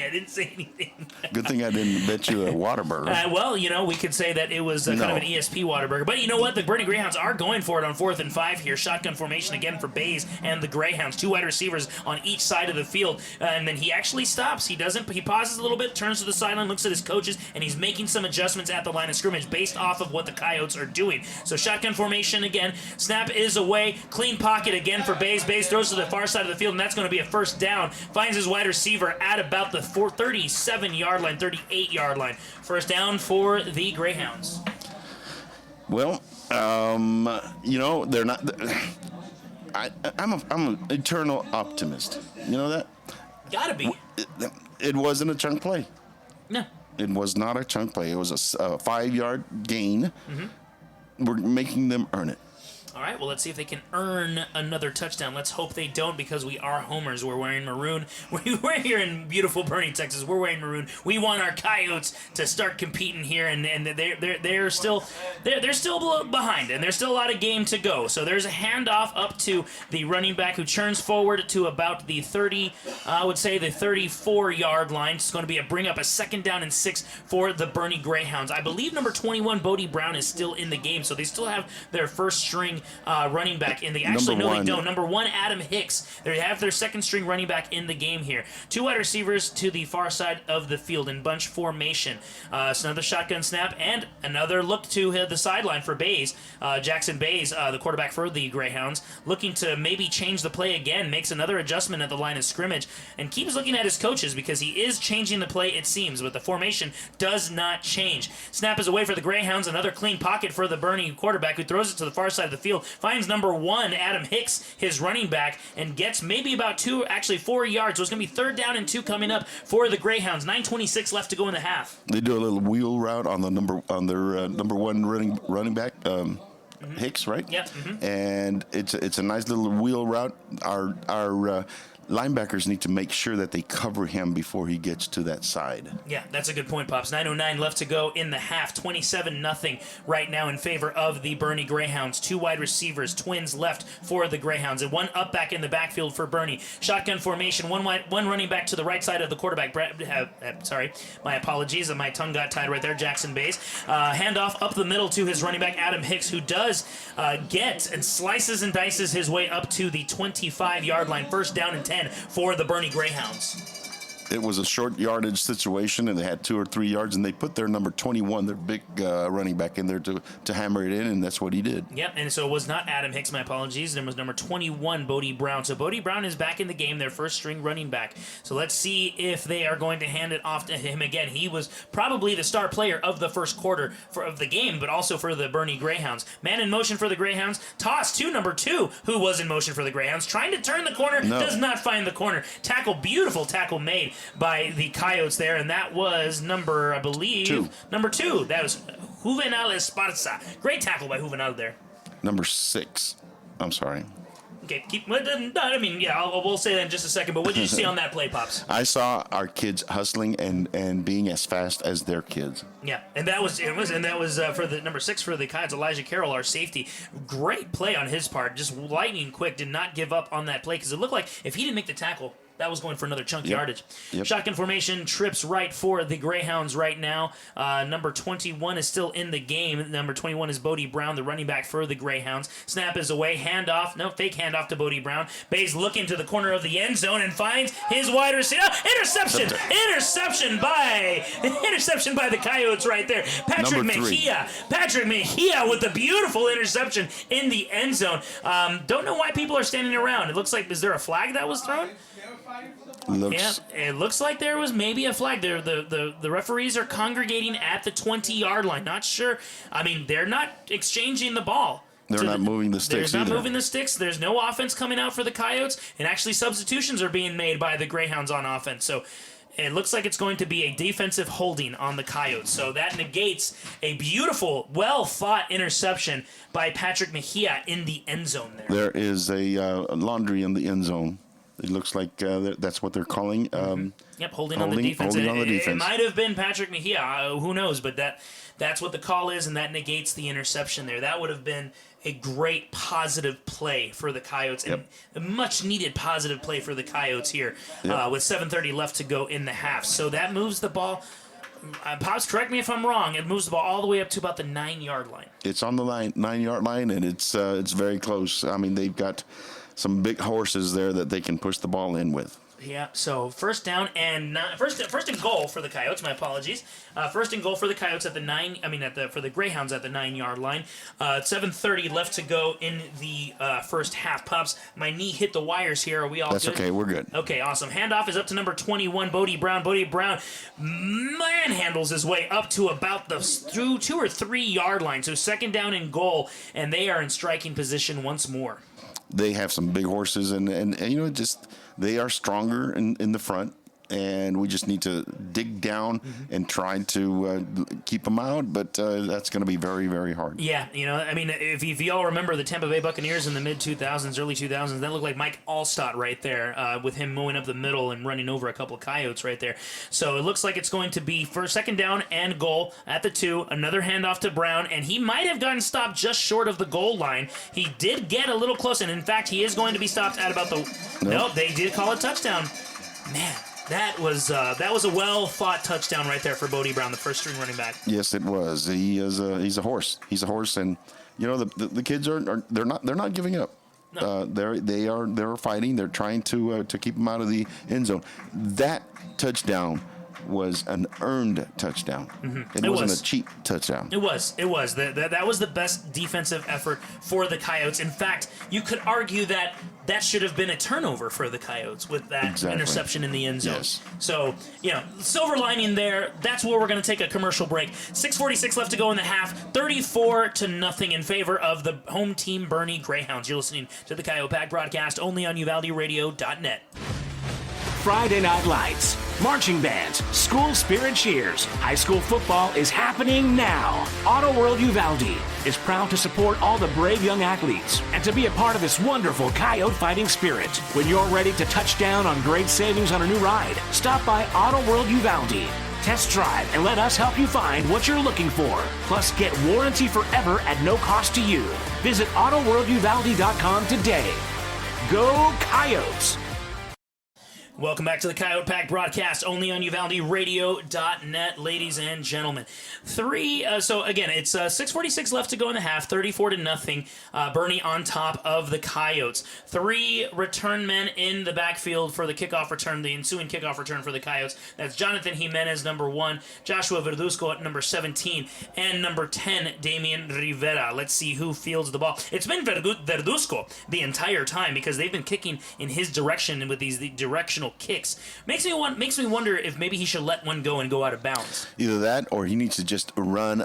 Oh, they went the other way. Yep, they did. They went the other way. They went to number 10. Number 10 actually picking up the ball. He has to pick it up. He has to pick it up at the 2-yard line, or else it would have been stopped there and it would have been a live ball. He gets it up to about the 10-yard line. That's Damian Rivera up to the 10-yard line. That was That was a tough one. That was a tough one to decide on what to do with it or not, because the ball trickled to the 2-yard line. And he had to pick it up. As soon as it hits the ground, it's a live ball. If he was able to catch it in the air, call a fair catch, but he wasn't able to. He wasn't close enough to do that. Yeah.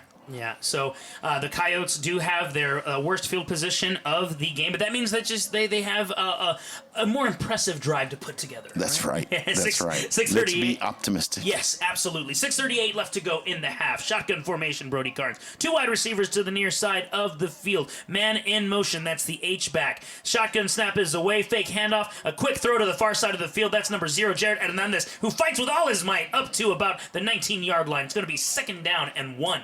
Beautiful play right there. One play at a time. Positive. And I think they can do that. Absolutely. I mean, they showed that right there. It was a beautifully executed play, too. Yes, it was. Yeah, it looked like Jaden Gonzalez was going to get the handoff, and Brody Carnes just fired a strike right to Jared Hernandez. So it was a beautiful play. Those pass plays are working. They are working. We just need to keep away from the mental mistakes. Yeah, let's see if they go all pass from here on out, down 34-0 with 6:01 left to go in the first half. Man in motion, Brody Carnes with the snap. Fake handoff again. Same play for a dart over to Jared Hernandez to the far side of the field, this time for a First State Bank first down. It's a 100% chance. First State Bank, first down. They took a chance, and now it's a first down. I know. It's kind of, I'm a nut, It's a nutsy kind of a slogan that I'm saying. No, I mean it's a nod to our Lantana Realty Loyal and True Legacy segment, which we had the former Coyote quarterback, class of 05, Chance Nutzi. Thank you for joining us, my man. Really appreciate you taking the time. So right now, 5:32 left to go in the first half. 34-0 for the Coyotes. 2 wide receivers to the far side of the field. 1 H-back again. Snap is off, and it's a jet sweep to Jonathan Jimenez. Jonathan Jimenez turns the corner, heads up to the 25, and gets to about the 29-yard line for about a 8-yard gain. Going to be 2nd down and 2. Another positive play for the Coyotes. You start stacking them up. Now we have 2 plays to go 2 yards. Let's do it. We need to keep them off balance. That's exactly what they did with that little jet sweep. That was a misdirection play. Let's have another one of those. Given how the first half is gone, wouldn't it be great if the Coyotes can go into halftime down 34-7, just given how this first half is gone? Yes, definitely. It would be a positive. Yeah, slot receiver is Jonathan Jimenez to the near side of the field. Next to him is number 5, Devin Franklin. Shotgun formation, man in motion. Snap is away. Fake handoff. Another dart to Devin Franklin, number 5. This time to number 5, Devin Franklin, to the near side of the field. Gets up to about the 36-yard line for a First State Bank first down. Yes, it is. Money in the bank. Money in the bank. First State Bank. And First State Bank, ladies and gentlemen. Thank you again to First State Bank for their beautiful sponsorship and their just overall support of UvaldeRadio.net. First down and 10 for the Coyotes at the 36-yard line. 4:19 left to go in the first half. 2 wide receivers to the near side of the field. 1 running back with Brody Carnes in the backfield. Up back formation. Hand off to number 20, Abraham Ale, who tries to eke about a yard. So it's 2nd down and 9 for the Coyotes. 2nd down and 9. We need to get back to the pass. But you know what? We've been throwing to the flats. We've been throwing to both flats. We need something down the middle. Okay. Let's see if Coach brings something a little different. Again, keeping them off balance. If we go into the middle, maybe a little streak into the middle and see if it breaks.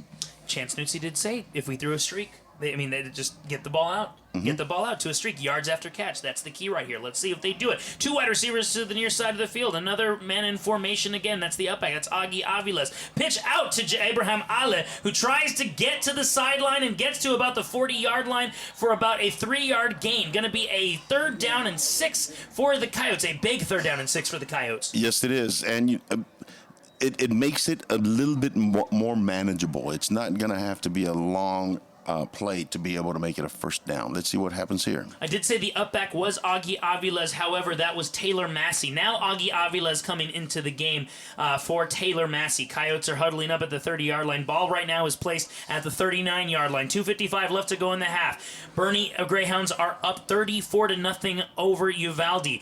2 wide receivers to the near side. The slot receiver is Jonathan Jimenez. He's with Devin Franklin on this side of the field. Jared Hernandez on the far side. Actually a handoff handoff to Jaden Gonzalez, and actually loses a yard, so it's going to be 4th down and 8 right there. A long 4th down and 8 for these Coyotes.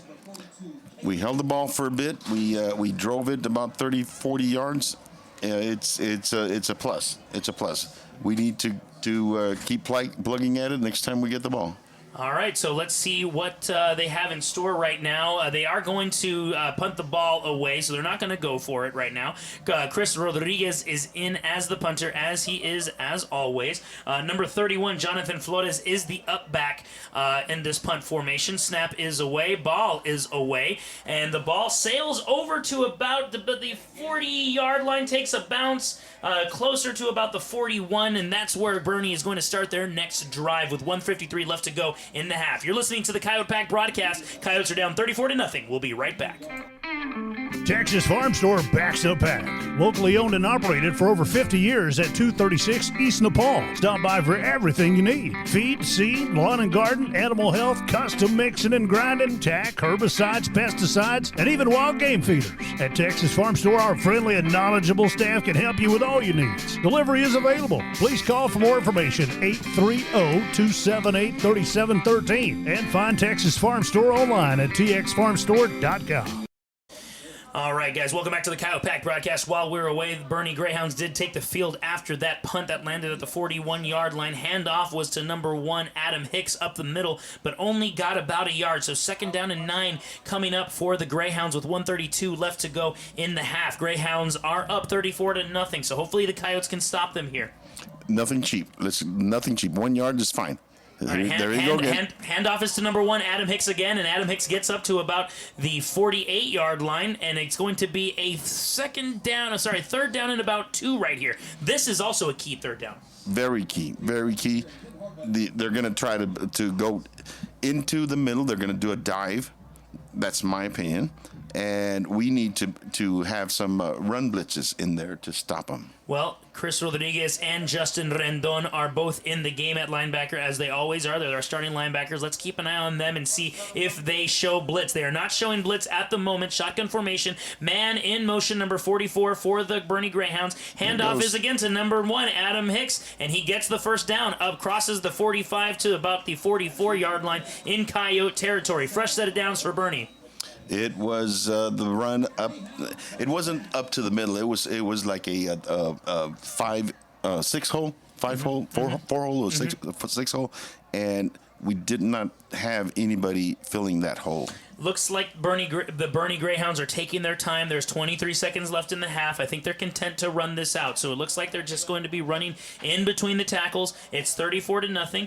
I don't know if there's a timeout being called, but there is a little bit of a delay on the field. Number 1, Adam Hicks, actually number 9, the quarterback for the Boerne Greyhounds, Jackson Bays, is talking to the referee. Not sure what they are discussing here, but it looks like they're going to let the play clock run out. So double zeros on the scoreboard. Halftime is coming up. The Boerne Greyhounds are up 34-0 on the Coyotes. Coming up is the Medina Electric Cooperative halftime show. Stick with us. You're listening to the Coyote Pack broadcast only on UvaldeRadio.net. Does your health have you on the sidelines? With over 20 specialty services, Uvalde Memorial Hospital has the winner's playbook of healing. Whether it's orthopedics, oncology, pain management, podiatry, radiology, or rehabilitation, Team UMH can offer you the quality comprehensive health care you need to get back in the game of life. Call us today to learn more at 830-278-6251. Go Coyotes! I wake up with you guys, I spend my day with you guys, and I go to bed with you guys. You guys are the best. The most Texas country and red dirt, plus the best of Nashville from 90s to now. It's 5 o'clock somewhere, going out of style. I was thinking I'm trying to stay out of Uvalde Radio. Everyone in my family uses electricity differently, but when it comes to Medina Electric Cooperative, we all think about it the same way. The co-op is power. Sure, electricity turns the lights on, but power is the information I get from my co-op about efficiency, safety, technology. And I trust the co-op because we are the co-op. They're our neighbors, our friends, our home. Visit medinaec.org and discover the power of your co-op today. Powering members, empowering communities. Born in Uvalde, Texas, Skyway Entertainment Entertainment is your home for premier dining and hospitality in the area, including the Local Fix Coffee Shop and the Local Fix on the Go, the historic Rexall Soda Fountain, Broadway 830 Artesian Pizza and Craft Beer, Hangar 6 Air Cafe, and the Sweet Life Candy Shop and Arcade. Skyway Entertainment, feeding the pack since 2015. Greetings to everyone who loves the Uvalde Coyotes. This is Mama Jan on behalf of the Tex Elliott family. Uvalde strong, we back the pack. Go Yotes! Texans team together, every red-blooded one of you, shoulder to shoulder, shaping history. We're in it for the long haul, together, and you can take that to the bank. Texan Bank, poised and ready for a future that's wide open. Member FDIC. Friday Night Lights, marching bands, school spirit cheers. High school football is happening now. Auto World Uvalde is proud to support all the brave young athletes and to be a part of this wonderful Coyote fighting spirit. When you're ready to touch down on great savings on a new ride, stop by Auto World Uvalde. Test drive and let us help you find what you're looking for. Plus, get warranty forever at no cost to you. Visit AutoWorldUvalde.com today. Go Coyotes! Introducing Uvalco Power Sports and Equipment, a subsidiary of Uvalco Supply who has served all of Southwest Texas's farm and ranch needs for over 35 years. Uvalco Power Sports and Equipment is your one-stop tractor, implement, trailer, lawnmower, and power sports dealer located in Bandera or Uvalde, including service locations at both dealerships. We have inventory, so visit uvalcotractors.com or find us on Facebook to connect with the salesman today. Star Realty and Ranch, Keller Williams, invites you to join them as they cheer on our 2022 Uvalde Coyotes. Star Realty and Ranch are your premier real estate experts, and they're here to provide you with all the resources and information you need to buy or sell real estate. They work with buyers and sellers in the area and have had extensive training in order to provide you with top-of-the-line service. Call to find out more at 830-261-1970 or visit uvalderealty.com. Vulcan Materials Company is the nation's largest producer of construction aggregates, primarily crushed stone, sand, and gravel, and a major producer of construction materials, including asphalt and ready-mix concrete. One of our core tenets at Vulcan is being a good citizen and responsible steward of the communities in which we operate. From local community groups and philanthropic organizations to supply chain partners, we believe in being active and engaged neighbors. Our responsibility is to build strong relationships that support strong communities. Learn more at vulcanmaterials.com. Family owned and operated, Hillcrest Memorial Funeral Home was founded on one simple principle: service. With an all-new state-of-the-art facility, Hillcrest Memorial Funeral Home provides service at the highest level. Discover why Hillcrest is the ultimate provider of creating healing experiences in the Uvalde community. Call anytime at 830-333-3096 or find us on site at 424 Geraldine Street. Honor and celebrate life in a setting fit for remembering legends. Learn more at hillcrestmemorialfuneralhome.com. Does your health have you on the sidelines?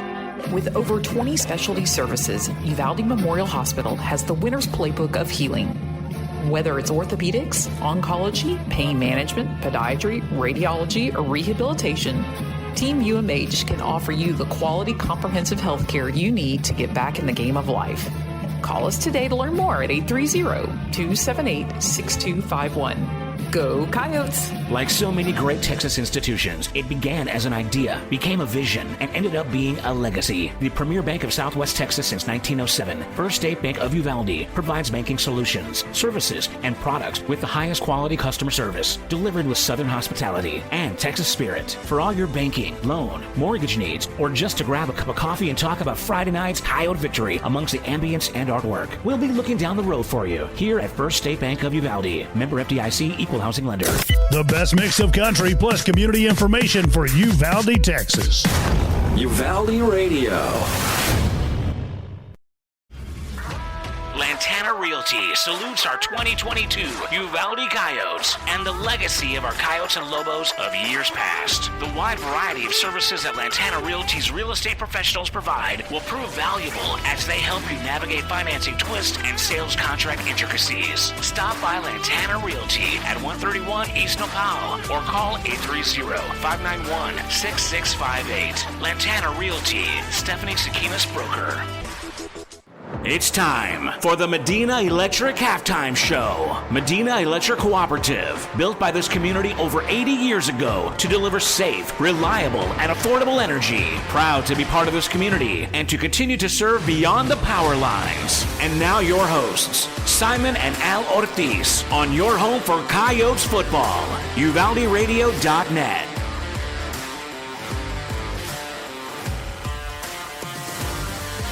Welcome back to the Coyote Pack broadcast. You're listening to the Medina Electric Cooperative halftime show, ladies and gentlemen. Thanks for joining us on this beautiful, clear night in Boerne, Texas, the beautiful hill country out here, just about 30 minutes northwest of San Antonio, Texas, Alamo City.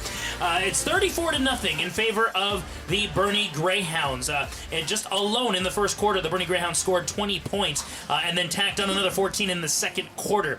The Coyotes did show some grit there at the end of the half, stopping a couple of drives there towards the end. The Greyhounds did score on a drive that should have ended on an interception. That's but correct. was negated by a defensive holding penalty. But that's where we are right now. Boerne's up 34-0. Coyotes are down to a team that's ranked in the state, number 4, from what you told us. You know, the difference in the game is one of the keys, and that's mental mistakes. We've had 3 turnovers, and those 3 turnovers resulted in points. You take away those 21 points from the 34 that are on the board, it'd be a 13-0 game. Yeah. Again, you know, it's the mental part. They are big, and I venture to say that they're bigger and they're stronger and they're faster. Mm-hmm. But that doesn't mean that we cannot compete with them, and we have in very short spurts. We've been able to compete with them, and this second half is going to be a good opportunity for Coach Miller to find out the character of his players. Yeah. To find out who wants to keep competing, right, and who is not going to be, who's going to come up in the big moment and compete for him in the future. So I'm very interested to see, even though it's 34-0, and we're getting beaten quite badly, I'm very interested to see how we compete in the second half. Right. You know, and you know, they are student athletes. Yes. This is technically a course. It's an extracurricular activity, but I mean, this is a good chance to we talk about how football is great, a great teacher of discipline, a great teacher of attention to detail, but you know, it's also a great teacher of leadership. Yes. You know, and what are the true leaders on this team going to do in the second half? Where are the true leaders going to pop up? When will they pop up? This is a good chance for the true leaders on the team to pop up and say, listen, we know we're down, and who knows, there's an outside shot that we win this game, right? Yes. But at least we can go out there for the next 48 minutes and show this Boerne Greyhound team that we have character. You know? Yes. So let's see what they do in the second half. Pops, your keys to the game, just quickly go over them just to remind the folks what your keys were and give your assessment of those keys in the first half. We needed to have started off fast, gotten ahead. Of course, that did not happen. We needed to sustain drives. We had one good drive there where we had about 50 yards of real estate that we earned in that one particular drive. We had to punt away. Because we needed to keep the ball away from their offense and keep our defense fresh. We weren't able to do that. But the biggest factor that I see, that the number one key, and that's been plaguing us in the games where we have not played very well, and that is the mental part, the mistakes, the penalties, the turnovers. Those are the things that we need to correct to be able to compete with the highest level of football in the state of Texas. Again, Boerne is ranked 4th in 4A, and you cannot compete with them if you do not have your kids playing in the best mental capacity, and that's the bottom line. That's the bottom line. All right, guys. So that is the recap that we have for you for the first half. Again, 34-0. Boerne Greyhounds are on top of the Uvalde Coyotes here in Boerne, Texas. We're going to take a quick commercial break. When we come back, we're going to get over to the Uvalde Memorial Hospital injury report with physician's assistant Ryan Teague. He's here in the press box with us. Yes, Ryan Teague is back after a well-deserved vacation in upstate New York. Hopefully, he caught some good fish up there. So we'll come back again with the injury report for the Uvalde Memorial Hospital injury report. You're listening to the Coyote Pack broadcast only on UvaldeRadio.net.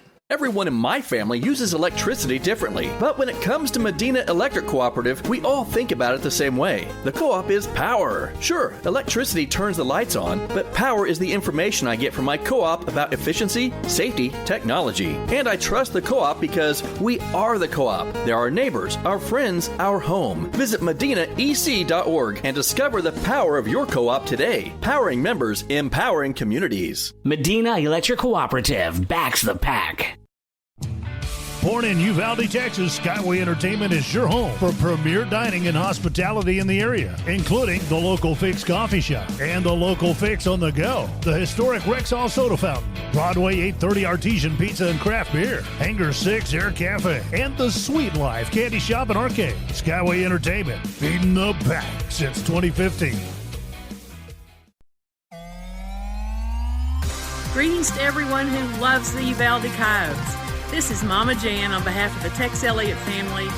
Uvalde strong, we back the pack. Go Yotes! Texans team together, every red-blooded one of you, shoulder to shoulder, shaping history. We're in it for the long haul, together, and you can take that to the bank.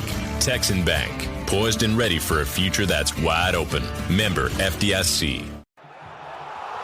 Tune in to Chamber Picks, the long-awaited reboot to the program where Uvalde football fans get together to talk about football. Each week, the Chamber Picks panel of forecasters try to predict the winner of a select number of football games. Join host J. Allen Carnes every Wednesday at 7 p.m. on Facebook Live.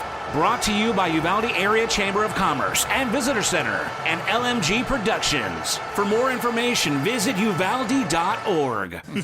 Welcome back to the Coyote Pack broadcast, only on UvaldeRadio.net. I'm laughing for a couple of reasons. I'm laughing because I'm happy that Ryan Teague, Uvalde Memorial Hospital physician's assistant, is here in the booth with us after a 2-week hiatus. One, because of the bye week, and two, because he missed the game against Devine because he was up fishing in upstate New York. And I'm laughing, number two, because before we got off commercial break, he said go Bills. So, of course, I have to laugh at that because I can't stand the Bills. But glad to have you back, man. Welcome back to South Texas. How was upstate New York? You catch any fish? It was great, man. We caught a lot of great fish, got out in the middle of nowhere and relaxed. It was a lot of fun. That's great, man. That's it. And, of course, guys, you're listening to the Uvalde Memorial Hospital Injury Report here on the Medina Electric Cooperative Halftime Show. Ryan, let's move over from fishing over to football, and more so on the injury side. Anything down there that we need to be concerned about heading into the second half? Just some pride, just some hurt pride. They seemed like they were mentally out of it just from the beginning. Like, okay, I guess we're going to lose. I don't know. Yeah. Being a college athlete, I never went into a game like that, but maybe I did. I don't remember, but man, I was a little worried at the beginning, and it showed at the end of the first quarter. But these kids, the good news is a bunch of these kids that had a couple little injuries, they all seem to be back and doing well. Nothing holding a lot of kids back right now. Fortunately, we got run over a little bit, got shown what a real good high school football team looks like in the first half. Yeah. But the best part about that is, again, Dr. Connolly and I had a slow half, didn't have to do anything, Always which is good. The best part, is, if you ask me. But hopefully we can get on the scoreboard in the second half. Yeah, no, that's always good. Always good that you guys, the injury, the extent of the injuries that were suffered were just like kind of bumps and bruises and nicks and all that stuff. Hopefully that remains the same in the second half. Absolutely. We just hope that they just go out, hit hard, and stay healthy. And it's a nice turf. I remember we were here a couple of years ago when we played Champion. pretty similar result a couple years ago. But these kids come out. They hopefully second half they've woken up. Yeah. The yawns are out, and hopefully they're angry. Well, hey, you know what? Actually, I have a question for you. Please. Since you're obviously very in tune, with the human body, Sure. right? I hope so. Right, you hope so, right? As a physician's assistant at Uvalde Memorial. But here's the thing: there's a 2-hour drive. Does that have an effect on these young athletes' minds? It depends on what they're doing on the bus, what's going on. For sure, physically, sometimes they just, with traffic and whatnot, they don't get here in time with enough warm up. So that's why the kids try to get here a couple hours before, and that 2-hour ride, when you're our age, we get a little stiff. The kids, I don't know if they have that, but it definitely slows your body down, and that's why they get out there and run around and hit each other a couple times. But it did look like they weren't ready to really hit it when it started. Yeah. Second quarter much better. So hopefully we can keep that up and put some in. Get that trajectory into an upright position. That's right. Well, good deal. So, going back to your fishing trip. Yes, sir. What a great time. I was gonna say, did your body get some rest and relaxation? As most people probably know, you go on vacation and then you need a vacation from your vacation. We had a great time. My brother and I, usually my dad's there. Unfortunately, his physical condition's not allowing him to go the last couple of years, but good group of guys who go out there. We have a great time and get away from our lives and just be kids and go fishing and just focus on eating good food and catching some fish, which this year, Al, I'll tell you, we found a new honey hole, and I'm super excited already to go back next year. We caught for you, man. That's some great. Big fish. We mostly catch and release because it's only a couple guys. We don't need to keep everything, and we're not going to take it back. But man, it was great. It was a great trip. Yeah. How does it compare to the fish that you can find in our 3 rivers in Uvalde County? So in that lake, we have smallmouth bass, which you catch a 4-pounder, which I caught a couple of. Thank you very much, pat myself. Got lucky. It's pretty big fish. In the Nueces, I've seen a couple big, but they've got largemouth. They get a little bigger. They do, yeah. But we fish for the smallmouth, and then a great fish to catch is the northern pike, and they just have a big, nasty mouth, and they fight hard, and they are fun. Yeah. Well, good deal, man. We're glad to have you back. As you guys, if you're just joining us, we have Ryan Teague from Uvalde Memorial Hospital, physician's assistant. I don't know why I'm tripping up on. I'm going to tell you. It's been a couple weeks. So my tongue muscles are not exactly all there right now. Everybody's got to get back into game shape. I'm watching these dads dance with their daughters out here. I'm worried about them on this turf, man. It's there's the Boerne band is out there on the field, and the high steppers for Boerne. It's senior night out here, so I think the dads out here are dancing with their daughters and doing kind of a little bit of choreography. So that's what Ryan is alluding to right here. Some pulled hamstrings on those high steps. You love to see it. Well, Ryan, thanks for joining us. Luckily, like you said, there are no big injuries happening in the first half. Hopefully, we can keep that going in the second half. So again, thanks for joining us, Ryan. We really appreciate it. Always a pleasure, my friend. Thank you. Absolutely, man. All right, guys, you're listening to the Coyote Pack broadcast. Again, that was the Uvalde Memorial Hospital injury report. Uvalde Memorial Hospital, better health starts here. We'll be right back. We're going to talk a little bit more about the second half and what the Coyotes need to do to get some points on the board and make this a competitive game like we know they can. You're listening to the Coyote Pack broadcast only on UvaldeRadio.net. Introducing Uvalco Power Sports and Equipment, a subsidiary of Uvalco Supply, who has served all of Southwest Texas's farm and ranch needs for over 35 years. Uvalco Power Sports and Equipment is your one-stop tractor, implement, trailer, lawnmower, and power sports dealer located in Bandera or Uvalde, including service locations at both dealerships. We have inventory, so visit uvalcotractors.com or find us on Facebook to connect with the salesman today.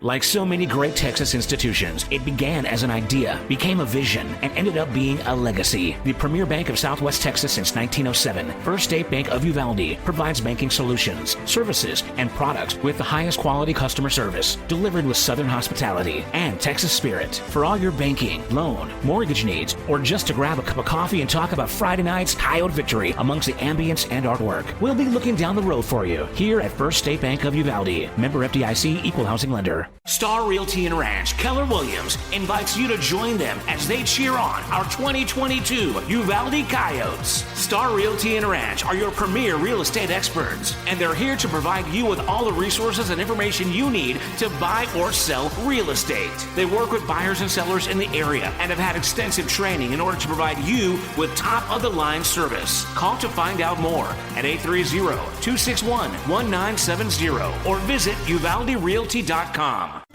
Vulcan Materials Company is the nation's largest producer of construction aggregates, primarily crushed stone, sand, and gravel, and a major producer of construction materials, including asphalt and ready-mix concrete. One of our core tenets at Vulcan is being a good citizen and responsible steward of the communities in which we operate. From local community groups and philanthropic organizations to supply chain partners, we believe in being active and engaged neighbors. Our responsibility is to build strong relationships that support strong communities. Learn more at vulcanmaterials.com.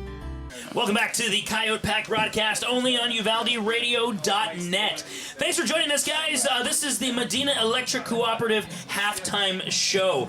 We have 6:19 left to go in the halftime. We don't see, usually around this time, you see, the two teams going out there, stretching, warming up.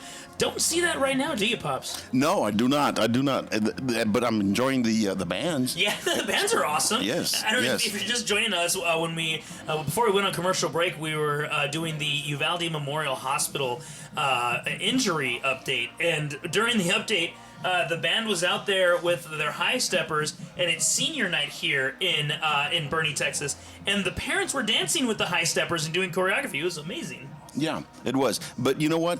What I enjoyed the most about the Memorial Hospital injury report is that we did not have one stoppage for injury in the first half. Yes, that is correct. And that is going to be key for us to be able to keep competing in the next games. Yes, so absolutely. hopefully the second half will be the same, and we'll be able to get out of here without any major injuries and have the kids ready for next week. Yeah, you're absolutely right. And I apologize if I'm a little distracted right now. I got a text message from the person who's watching my little girl here, and she's doing well. Everything's good. Everything's fine. But I did have to check that just in case. So, okay, very good.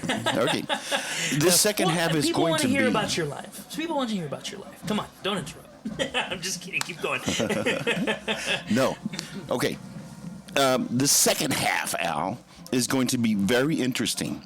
And the interesting thing is that we are going to see the true character of the team. And I know the coach is going to have them motivated to compete. I really do. And they might put on a couple of more points, maybe 20 more points. I don't know. I don't know what they're going to do as far as Boerne is concerned. Mm-hmm.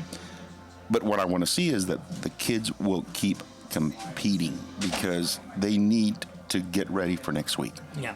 I would like to see some more Jonathan Jimenez jet sweeps. We haven't seen too much of those now that I think about it in the first half. And it's so good that you say that, because I think the offensive game plan should be that we need to start doing a lot of misdirection plays to keep them off balance, and we started doing that by throwing to the flats. We need to do some in routes also into the middle of the fields after they start thinking that we're throwing to the outside, and keep driving the ball down the field. So just basically competing. Yeah, that's just the bottom line. Yeah, 100% agree. So we'll see if they start to they start to do those misdirection plays, do some jet sweeps to Jonathan Jimenez. See if maybe they instill a couple of plays with two running backs in the backfield, one with Abraham Ale and then one with Jaden Gonzalez. There's just a lot of things that Coach Wade Miller can do, and he's really good at making halftime adjustments. We've seen that over the course of this season. So, let's see what happens. And, we did talk about, we haven't seen the teams coming out in the field to stretch or anything like that, but we do see the Greyhounds out on the field. And now, as soon as I said that, I see the Coyotes trickling out for their own warm-up. So we're going to take a quick commercial break. We'll be right back with the second half, the play-by-play. You're listening to the Coyote Pack broadcast only on UvaldeRadio.net.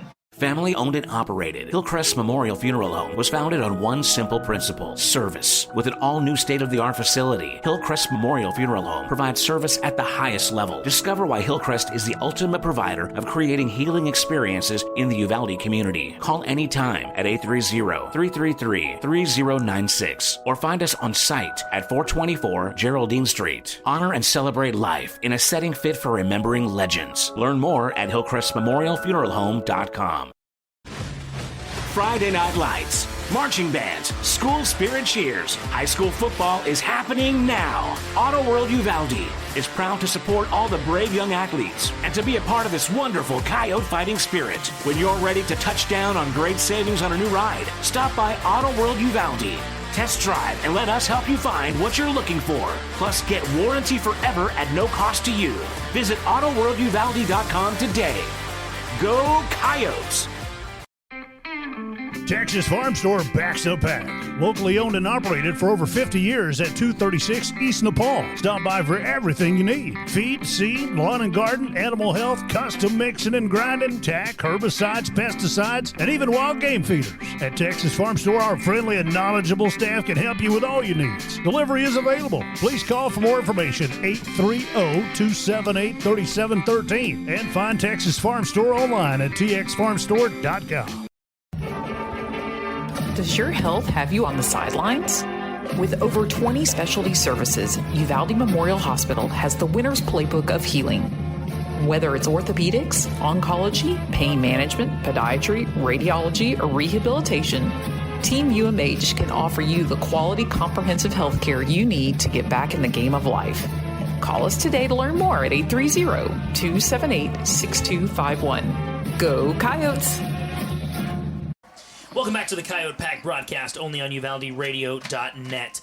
We're still a little bit ways away from the start of the second half. The band is still on the field, so this was kind of an elongated halftime show and halftime break for these two teams. In fact, the two teams just came out maybe 5 minutes ago to warm up. But I do want to talk about a little bit about what we saw in the pre-game. We did touch upon it briefly in the pregame show, in the Texas Farm Store pregame show, but it was a beautiful sight to see, and I need to say it again, and we need to give it its due, its on-air due. But when we got to Boerne, we felt welcomed right away, not only in the stands but also in the press box. And then on top of that, when the captains went on the field for the pregame coin toss, there was a flyover by a couple of jets.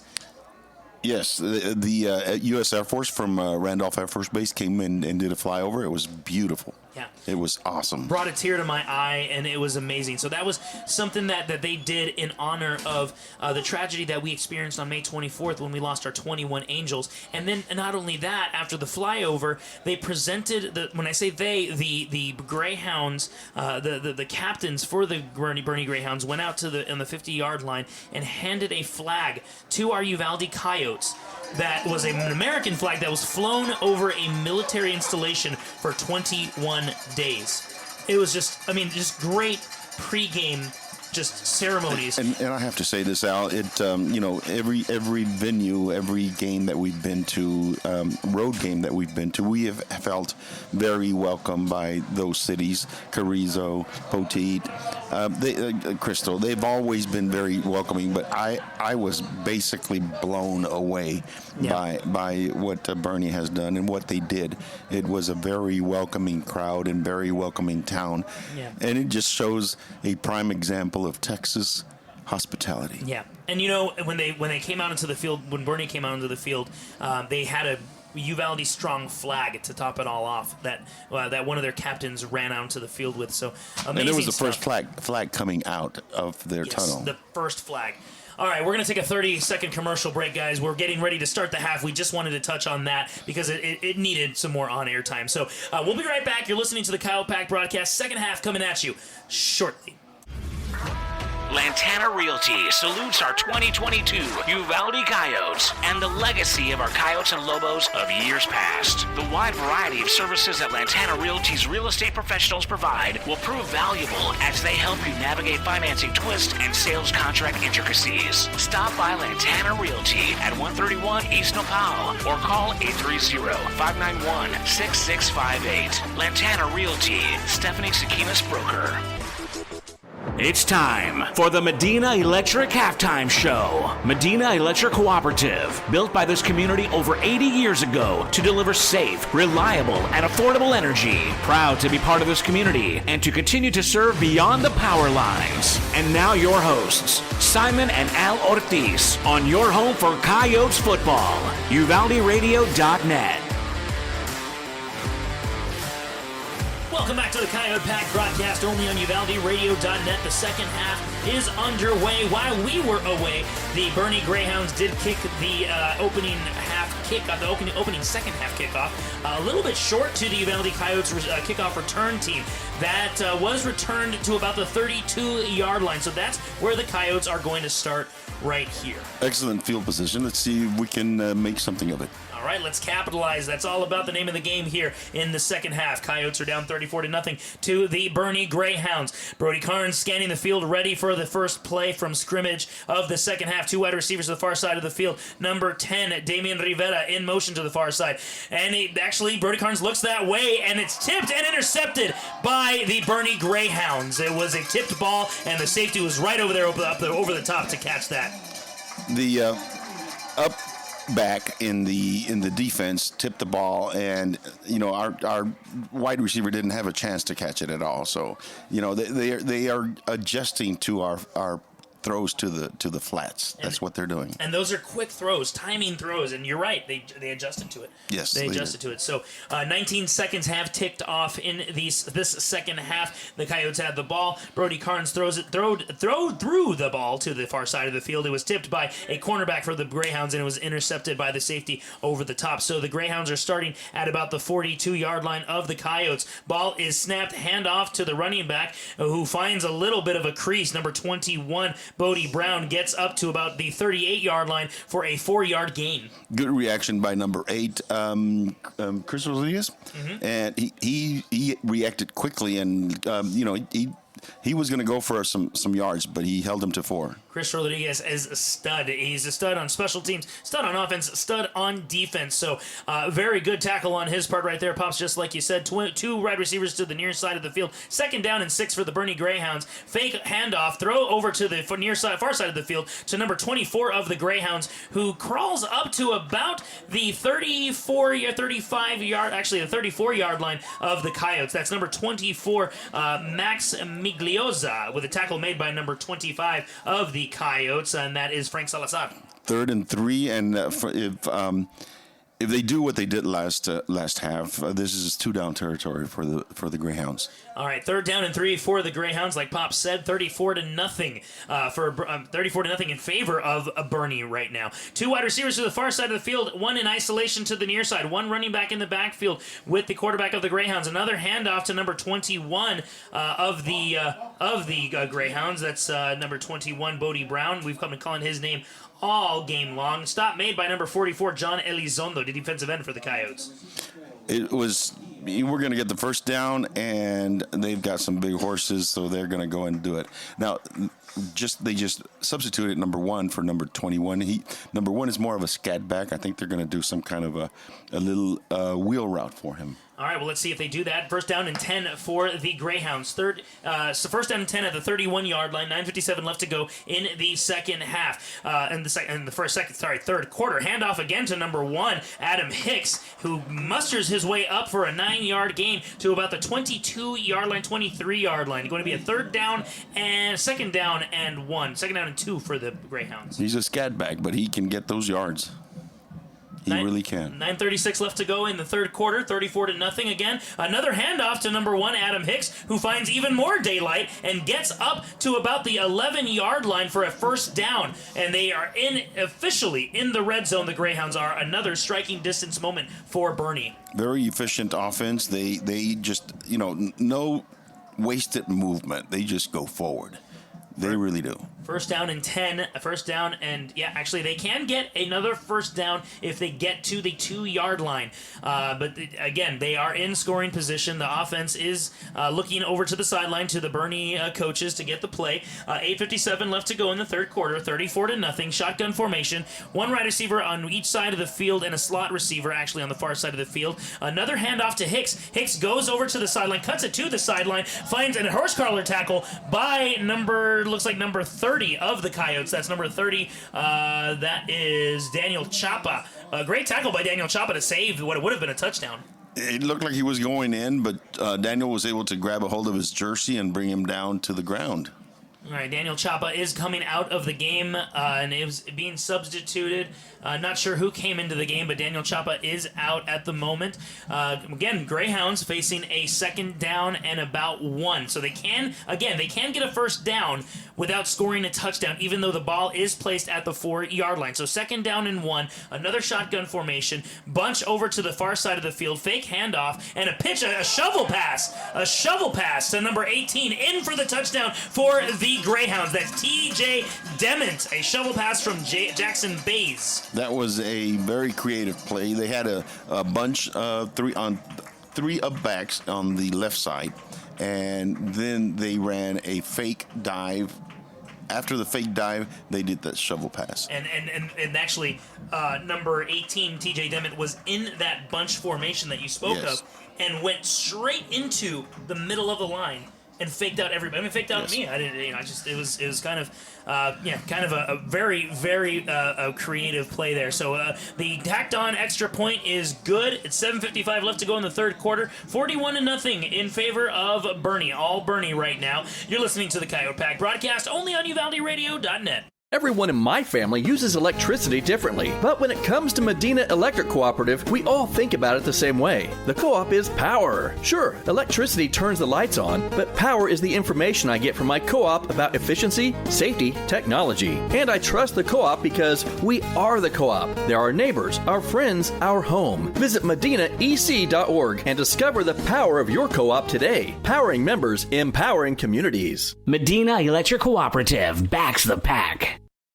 Welcome back to the Coyote Pack broadcast only on UvaldeRadio.net. 7:55 left to go in the third quarter. 41-0 Boerne. Boerne just scored a touchdown on a beautiful shovel pass at the 4-yard line. So a technically 4-yard pass by Jackson Bays, the starting quarterback of the Boerne Greyhounds, over to number 18, T.J. Dement. So here are the Greyhounds ready to kick it off at the 40-yard line to the usual return men of Joshua Verduzco, Damien Rivera, and number 1, Jonathan Jimenez. It's going to be a touchback, though, so no opportunity for a return. We're going to take a quick 30-second commercial break. You're listening to the Coyote Pack broadcast only on UvaldeRadio.net. Born in Uvalde, Texas, Skyway Entertainment is your home for premier dining and hospitality in the area, including the Local Fix Coffee Shop and the Local Fix on the Go, the historic Rexall Soda Fountain, Broadway 830 Artesian Pizza and Craft Beer, Hangar 6 Air Cafe, and the Sweet Life Candy Shop and Arcade. Skyway Entertainment, feeding the pack since 2015. Welcome back to the Coyote Pack broadcast only on UvaldeRadio.net. 41-0 all Boerne. 7:55 left to go in the third quarter. First down and 10 for the Coyotes at their own 25-yard line. Man in motion, that is Taylor Massey, the upback. Shotgun snap is away. Handoff is to Jaden Gonzalez, who gets up to about the 27-yard line for a 2 to 3-yard gain. Second down and 7 on board for the Coyotes. When he dove in there, it looked like it was going to be wide open, and it just closed real quick. Just very indicative of how fast this Boerne defense is.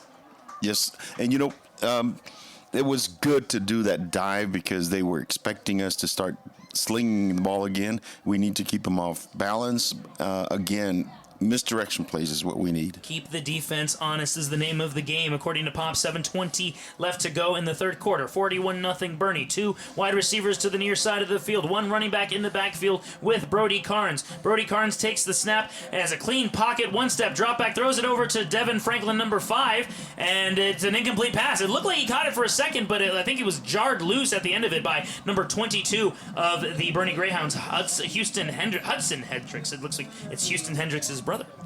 The ball was right in his hands. The defensive back did a great job in coming in and grabbing his arms and putting him to his body so that the ball would get jarred loose. Great throw by Brody Carnes, though. Yes, it was. Right on the money. Right on the money. 7:04 left to go in the third quarter. Coyotes are huddling up. Ball is placed at the 27-yard line, 28-yard line of the Coyotes. They're in their own territory. Now they fan out from their huddle. There's 3 wide receivers to the near side of the field, so it's going to be trips left for the Coyotes. Snap is away. Brody Carnes another with a one-step drop back. Tries to find a slanting receiver, and it's intercepted. And it looks like he might go all the way unless Brody Carnes can get him down, and he can't, and that is another Boerne touchdown. A pick 6 by the Boerne Greyhounds.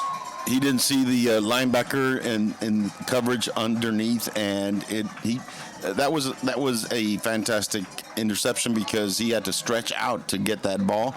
I didn't think a linebacker would have the hands to be able to catch that ball, but he did. Yeah, and actually, Damien Rivera was the intended receiver, and Brody Carnes, it looked like he was going to find him stride for stride. Yes. And that was just how impressive that interception was. So pick 6 for the Boerne Greyhounds. It's 47-0 at the moment. And the field goal team is on there to tack on the extra point. Number 14, Houston Hendricks, is the holder for his kicker. Looks like it's number 5, Cole Gentry, for the Boerne Greyhounds. So we are waiting the snap to come off, and it does. Kick is away, and it is down the middle. That makes it 48-0 Boerne Greyhounds here in the third quarter. 6:50 left to go in that quarter. You're listening to the Coyote Pack broadcast only on UvaldeRadio.net. Greetings to everyone who loves the Uvalde Coyotes. This is Mama Jan on behalf of the Tex Elliott family. Uvalde strong, we back the pack. Go Yotes!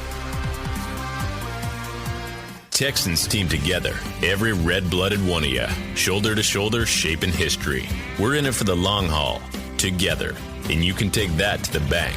Texan Bank, poised and ready for a future that's wide open. Member FDIC.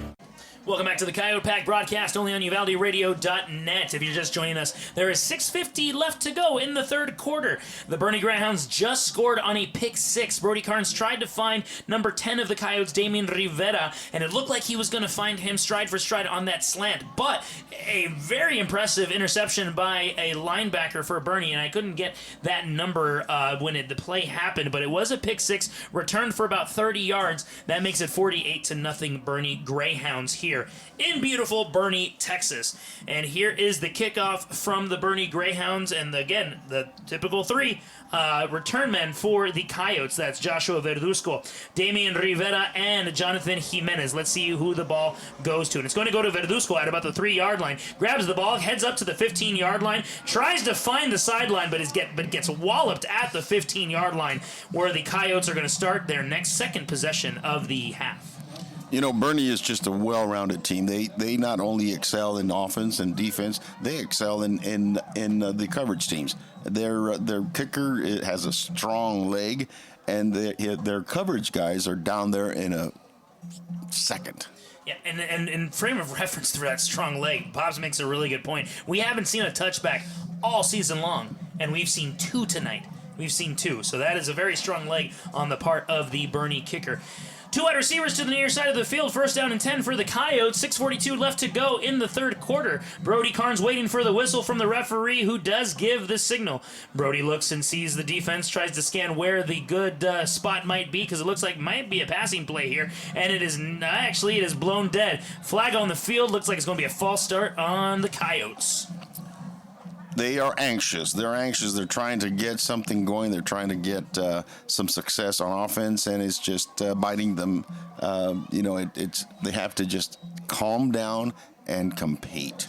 All right, so first down and 15, that's going to make it. The ball was placed at about the 13-yard line, so now it's going to be placed at about the 8-yard line.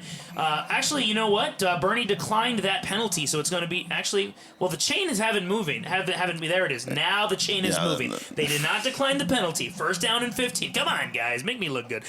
Shotgun snap to Brody Carnes. Carnes throws a nice parabola down the sideline, and it's just out of the reach of Jarrett Hernandez, and it was tipped away past breakup by the cornerback for the Greyhounds. It was slightly underthrown. He had to curl in to try to get it, but the defender was also curling with him, and he was able to put his hand out and deflect it. It reminded me a lot, again, of the Cowboys. Diggs, the way Diggs... Trayvon Diggs, yep. Yeah, the way he deflected the ball away from the Coyote. Yeah, I see you smiling wide over there. You're a big Cowboys fan. Me too, me too.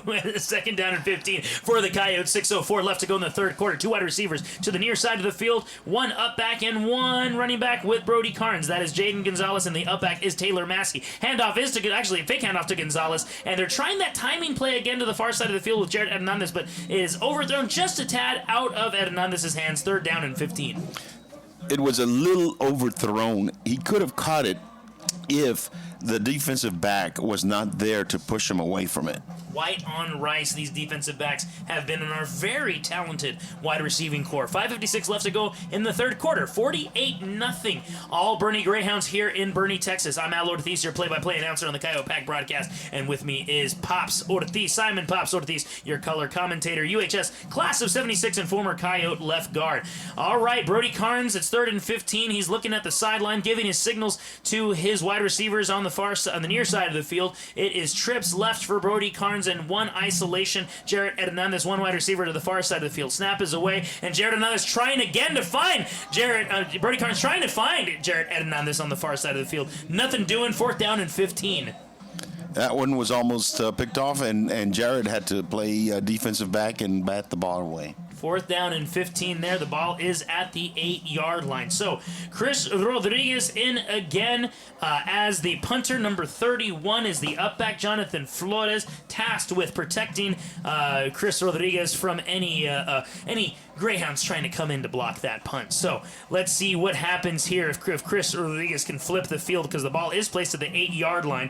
Punt is away, and it's another short punt. Ball bounces at the 30-yard line, takes a Greyhound bounce to the 27-yard line. We'll be right back. The Boerne Greyhounds offense is taking the field. You're listening to the Coyote Pack broadcast only on UvaldeRadio.net. Tune in to Chamber Picks, the long-awaited reboot to the program where Uvalde football fans get together to talk about football. Each week, the Chamber Picks panel of forecasters try to predict the winner of a select number of football games. Join host J. Allen Carnes every Wednesday at 7 p.m. on Facebook Live. Brought to you by Uvalde Area Chamber of Commerce and Visitor Center and LMG Productions. For more information, visit uvalde.org. Welcome back to the Coyote Pack broadcast, only on UvaldeRadio.net. Boerne has taken the field, and while we were away, first down was snapped at the 27-yard line. It was a 10 and out, or actually a 5 and out that the Boerne Greyhounds tried to complete, but it was just out of the reach of that wide receiver. So 2nd down and 10 coming up. 5:27 left to go in the third quarter. 48-0 in favor of the Boerne Greyhounds. Handoff to the running back, number 21, Bodie Brown. Doesn't get much. It's going to be 3rd down and about 8. Excellent play by the defense. They had a run blitz in, and it was the perfect call. All right, so 3rd down and 8. Key 3rd down and 8 right here for the Coyotes if they want to make this competitive in the second half, like we talked about in the Medina Electric Cooperative halftime show. Snap is away. Fake handoff to number 21, Bodie Brown. Over to number 2 of the Greyhounds, who slips a tackler and gets up the field to get a first down. That's Carson Coughlin of the Boerne Greyhounds. And number 6, Elijah Carroll there with the tackle. You know, he was bobbling the ball, and our defender, he needs to have a good, solid tackle. He was not wrapping his arm around him, and he was able to get away. All right, 1st down and 10. That brings up a fresh set of downs for the Boerne Greyhounds. 4:31 left to go in the third quarter. 48-0. Again, if you're just joining us, it has been a all Boerne game right now. 48-0 right now, and Boerne is again marching down the field at the 18-yard line of the Uvalde Coyotes. Shotgun formation, as always, for the Greyhounds. Quarterback Jackson Bays, looks to the sideline and calls a timeout. Didn't like what he saw, so we're going to take a timeout of our own. You're listening to the Coyote Pack broadcast, only on UvaldeRadio.net. Introducing Uvalco Power Sports and Equipment, a subsidiary of Uvalco Supply who has served all of Southwest Texas's farm and ranch needs for over 35 years. Uvalco Power Sports and Equipment is your one-stop tractor, implement, trailer, lawnmower, and power sports dealer located in Bandera or Uvalde, including service locations at both dealerships. We have inventory, so visit uvalcotractors.com or find us on Facebook to connect with the salesman today. Welcome back to the Coyote Pack broadcast, only on UvaldeRadio.net. This is Al Ortiz, your play-by-play announcer, and with me as always is Simon Pops Ortiz, your color commentator, class of 76, and former Coyote left guard, number 67 himself. All right, Pops, here we go. 4:10 left to go in the third quarter.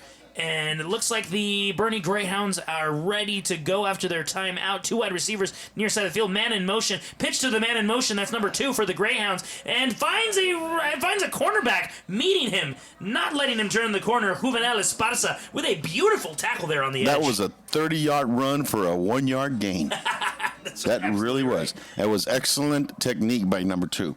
They were able to seal the defensive end, but they weren't able to contain number 2. Yeah, Juvenal Esparza did not break contain. Beautiful tackle on his part. Great discipline on his part as well. Second down and 9 for the Greyhounds. Ball is placed at the 17-yard line. 3:33 left to go in the third quarter. 48-0. Boerne Greyhounds on top. Handoff to Bodie Brown, the running back, number 21. And a wall of Coyotes meets him for about a 1-yard gain. Number 6, Elijah Carroll there to lead the pack of Coyotes in that tackle. You know, the Coyotes knew it was going to be a run, and they run blitzed. There was all the holes were filled. He didn't have anywhere to go. 3rd and 8. Yeah, they brought that safety down, Elijah Carroll. Yep. So you called for that run blitz, and they brought it. So great tackling on the part of the Coyotes. Great pack mentality. 3rd down and 7 for the Boerne Greyhounds. Ball is at the Coyotes' 22-yard line. Fake handoff. Ball is thrown to the near sideline, and the man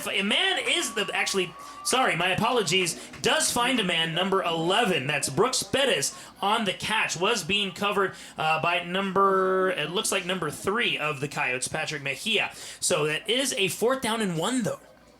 And, they're not going to try, they're not going to try to kick a field goal. They're going to try to go for the first down. Because why not? Let's make it exciting, ladies and gentlemen. 4th down and 1 for the Greyhounds. Ball is at the 9-yard line, so they have 1 yard to go. Snap is under center for the first time tonight. Number 9, Jackson Bays sneaks, quarterback sneak, and he gets close to a first down. Let's see if they do give it to him. I don't know. Boerne Greyhound players are clapping, and it is a first down, ladies and gentlemen. He does cross the plane there. I guess the welcoming is over. Hold on now.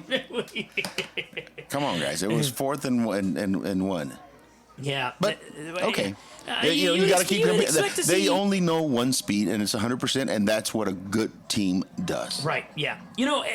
I'm surprised they didn't measure. But be that as it may, 1:43 left to go in the third quarter. 48-0 Boerne Greyhounds on top. Ball is at the 7-yard line. First down and goal for the Greyhounds. Let's see what they do here. They're looking at their coaches for the play call. Some hand signals there. Synchronized hand signals from the coaches there. Did you see that? That was the first time I've seen that all night. It was looking like a little dance. Watch the coach in white and the coach in black next time. They're going to do a little synchronized hand signal there. Shotgun formation again. 3 wide receivers to the far side of the field. Jackson Bays pump fakes, throws a fade to the end zone, tries to find a receiver, and it is caught. Caught by number 1, Adam Hicks. That was a pretty throw by Jackson Bays to find his wide receiver in the end zone. It was covered by number 3, Patrick Mejia, who had great coverage on him, actually. They were fighting for that ball all the way down to the ground, and the young man came up with it. Yeah, but not for a lack of effort on Patrick Mejia's part. That was beautiful coverage, wide on Rice. It was just a great throw on Jackson Bays' part. So, number 14, Houston Hendricks, is the holder.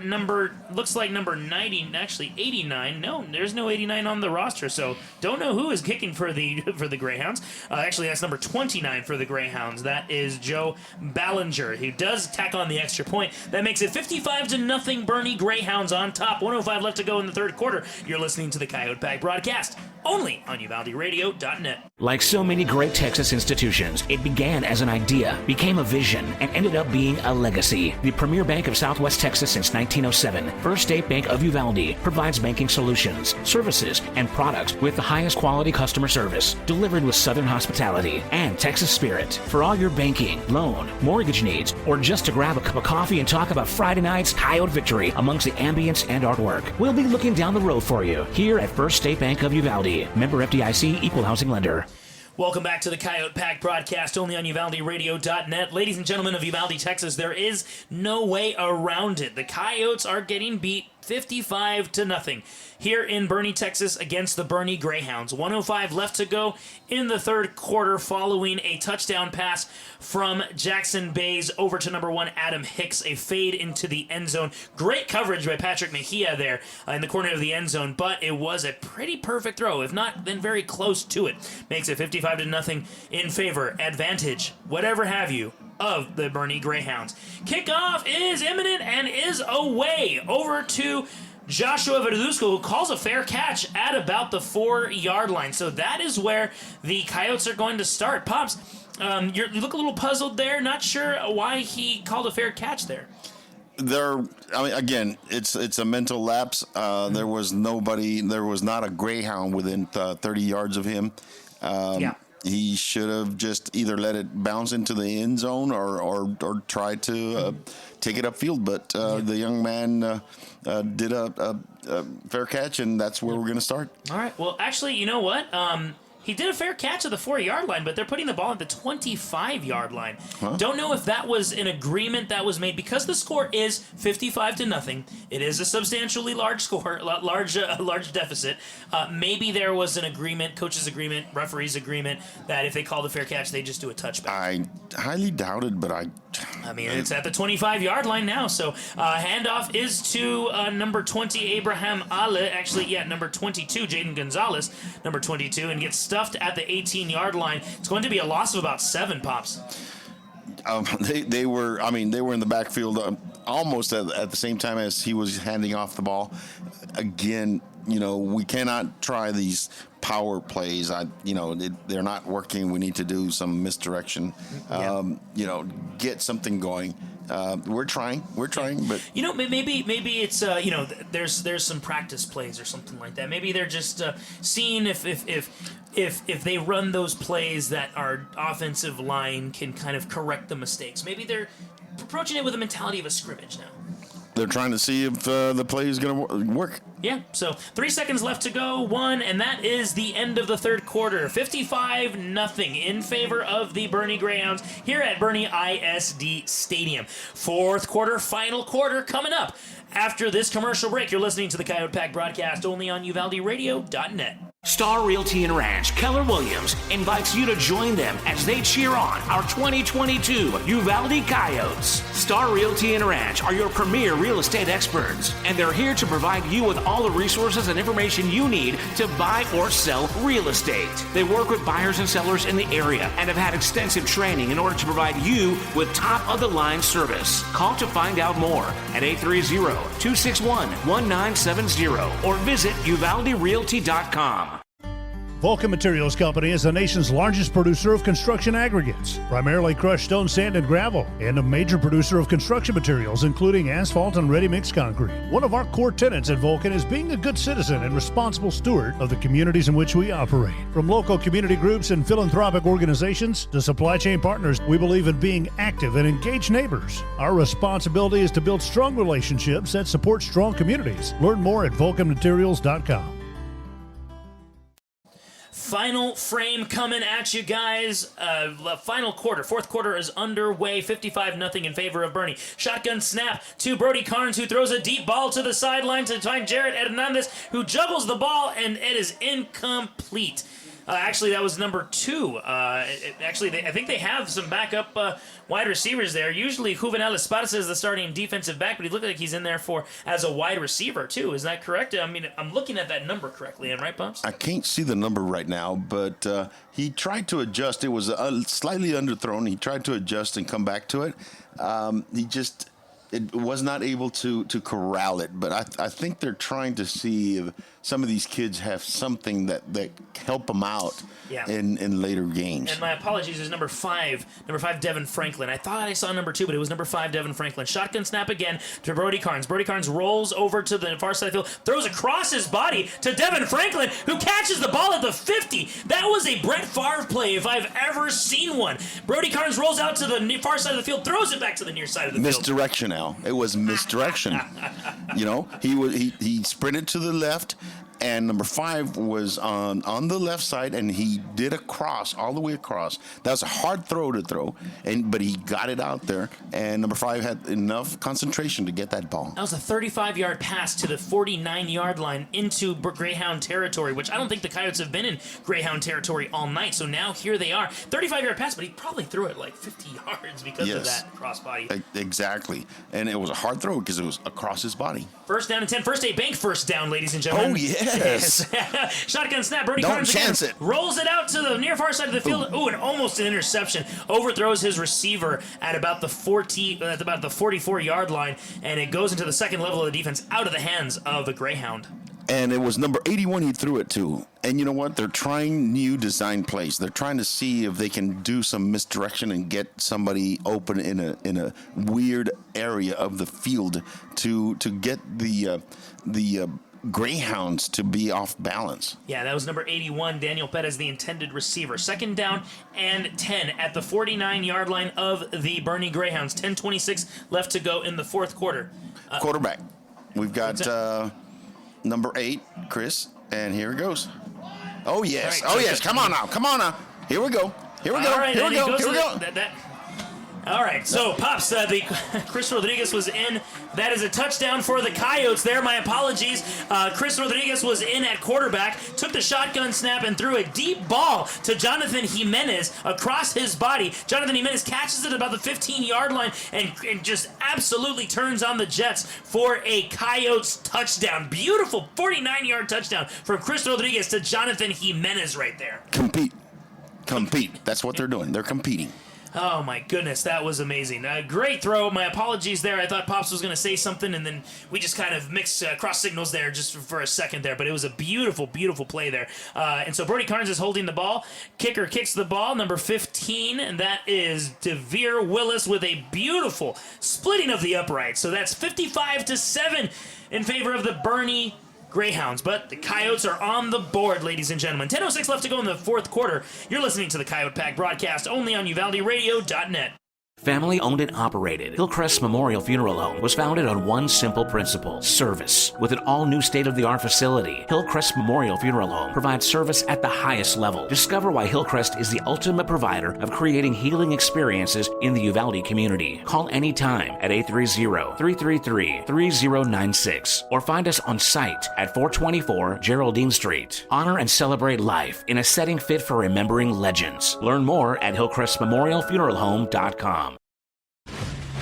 Friday Night Lights, marching bands, school spirit cheers. High school football is happening now. Auto World Uvalde is proud to support all the brave young athletes and to be a part of this wonderful Coyote fighting spirit. When you're ready to touch down on great savings on a new ride, stop by Auto World Uvalde.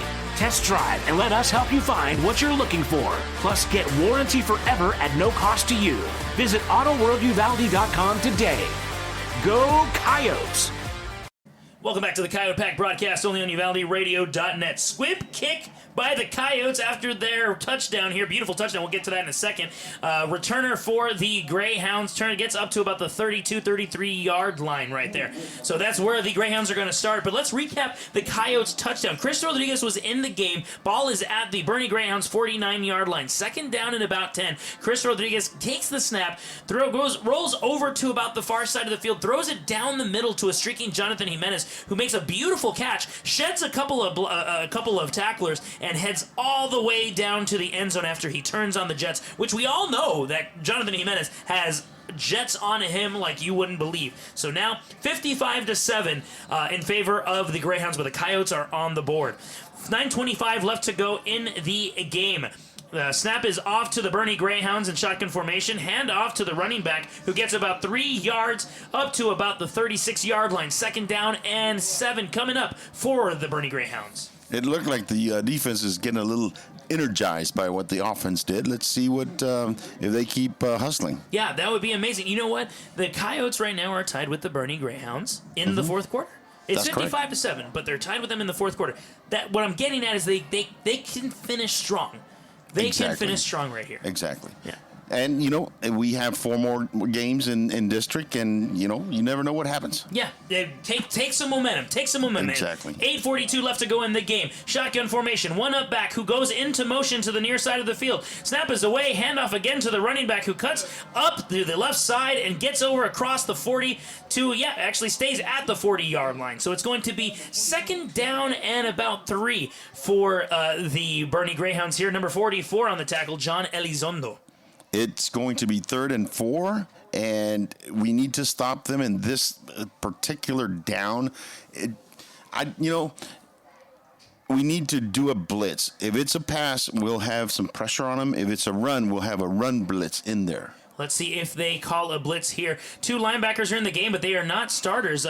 Justin Rendon and Chris Rodriguez are out, and there is a blitz. Coyotes are showing blitz. Snap is away. The quarterback is under pressure, throws it to the near side of the field. Missed tackles by the Coyotes' part, and that allows the wide receiver to slip up to about the 49-yard line for a 1st down. We had them behind the sticks. It would have been 4th and 3, and we just didn't get the tackle. Yep, 1st down, fresh set of downs for the Greyhounds. Ball is at the 47-yard line. Clock is ticking. 7:30 left to go in the game. 55-7 in favor of the Boerne Greyhounds. 1st down and 10. Again, ball is placed at the 47-yard line. The Greyhounds are looking at the sideline over to their coaches. Coaches are giving their hand signals. They've been doing this all night, and so they don't actually have a wide receiver going into the huddle to call the play. They just look over at their coaches for hand signals, and that's based off those hand signals, they call the play that they are going to run.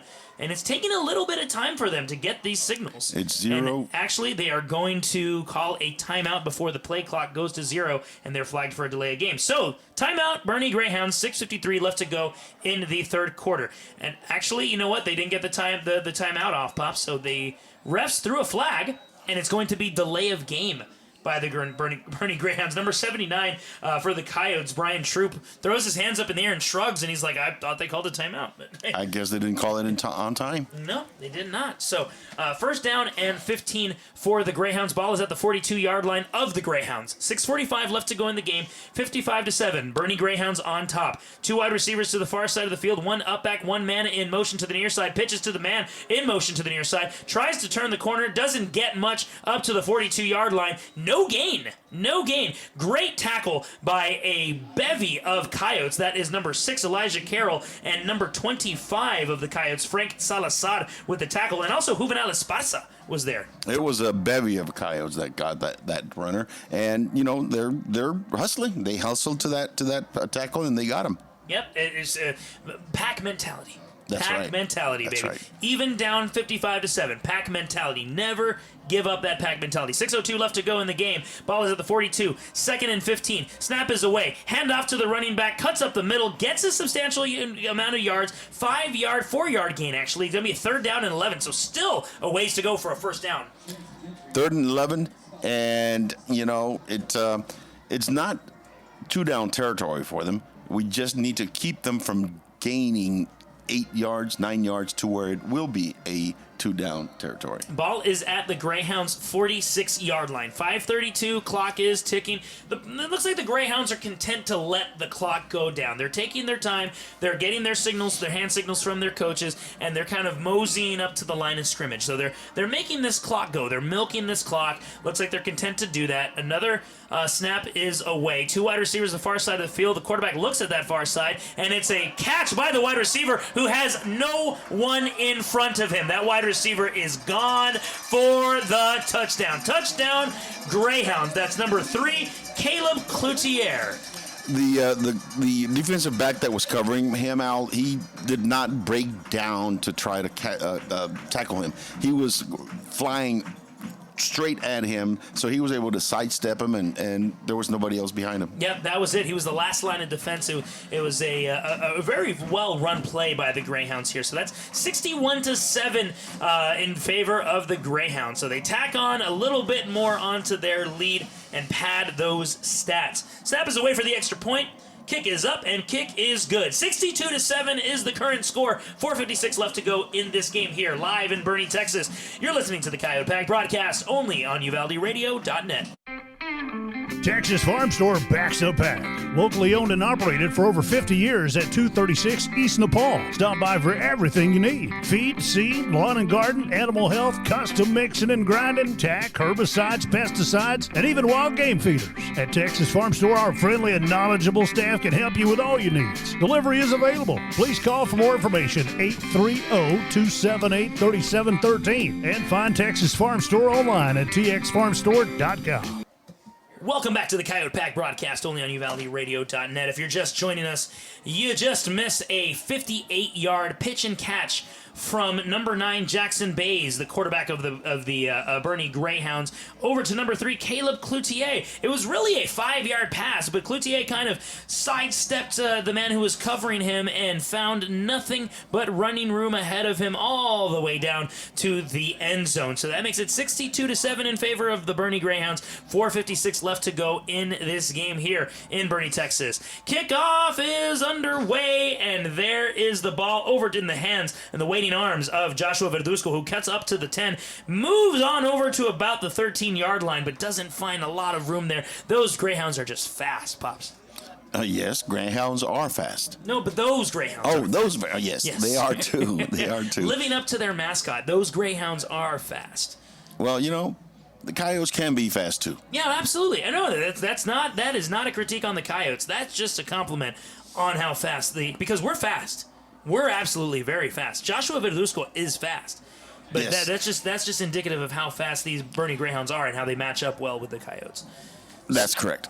So, Pops, you're looking at the scoreboard. What are you looking at right here? I am looking at to see where I'm at a disadvantage in this booth right here. Okay. I can't see where the play is. So go ahead and give it. You got it. Shotgun formation ball is at the 13-yard line. Looks like Chris Rodriguez is in the game right now, and Abraham Ale and Jaden Gonzalez are in the same backfield. So 2 running backs in the backfield. 4:20 left to go in the game. 62-7. Boerne Greyhounds on top of the Coyotes. Man is in motion. That's Taylor Massey. Snap is away. Handoff is to Jaden Gonzalez. Actually, it's Abraham Ale, correct. I stand corrected. Gets up to about the 15-yard line for about a 2-yard gain. 2nd down and 8 upcoming for the Maroon and White.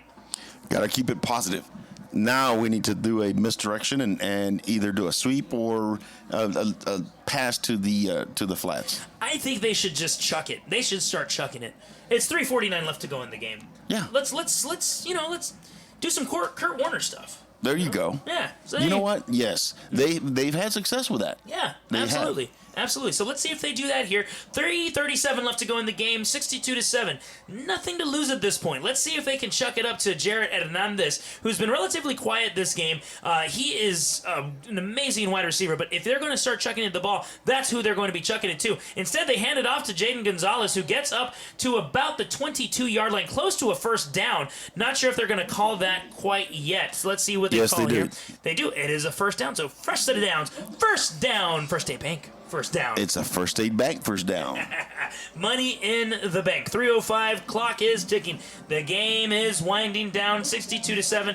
Boerne has absolutely dominated this game. There's no way around it. But the Coyotes are showing some fight here and there. And let's see if they can mount one more bite out of this pie right now. So, Chris Rodriguez in again at quarterback. Takes the snap and fumbles the snap. Picks it up again, bounces his way and throws it to the sideline, actually throws it away. Pretty smart on his part to make sure he doesn't get sacked, and quick reflexes on his part too to scoop up that ball. It was very fortuitous. Yes, very fortuitous because it bounced right back into his hands. If that hadn't happened, I hate to think what would have happened. Pops, hold on. Let me go get my Webster's dictionary. I need to look that up.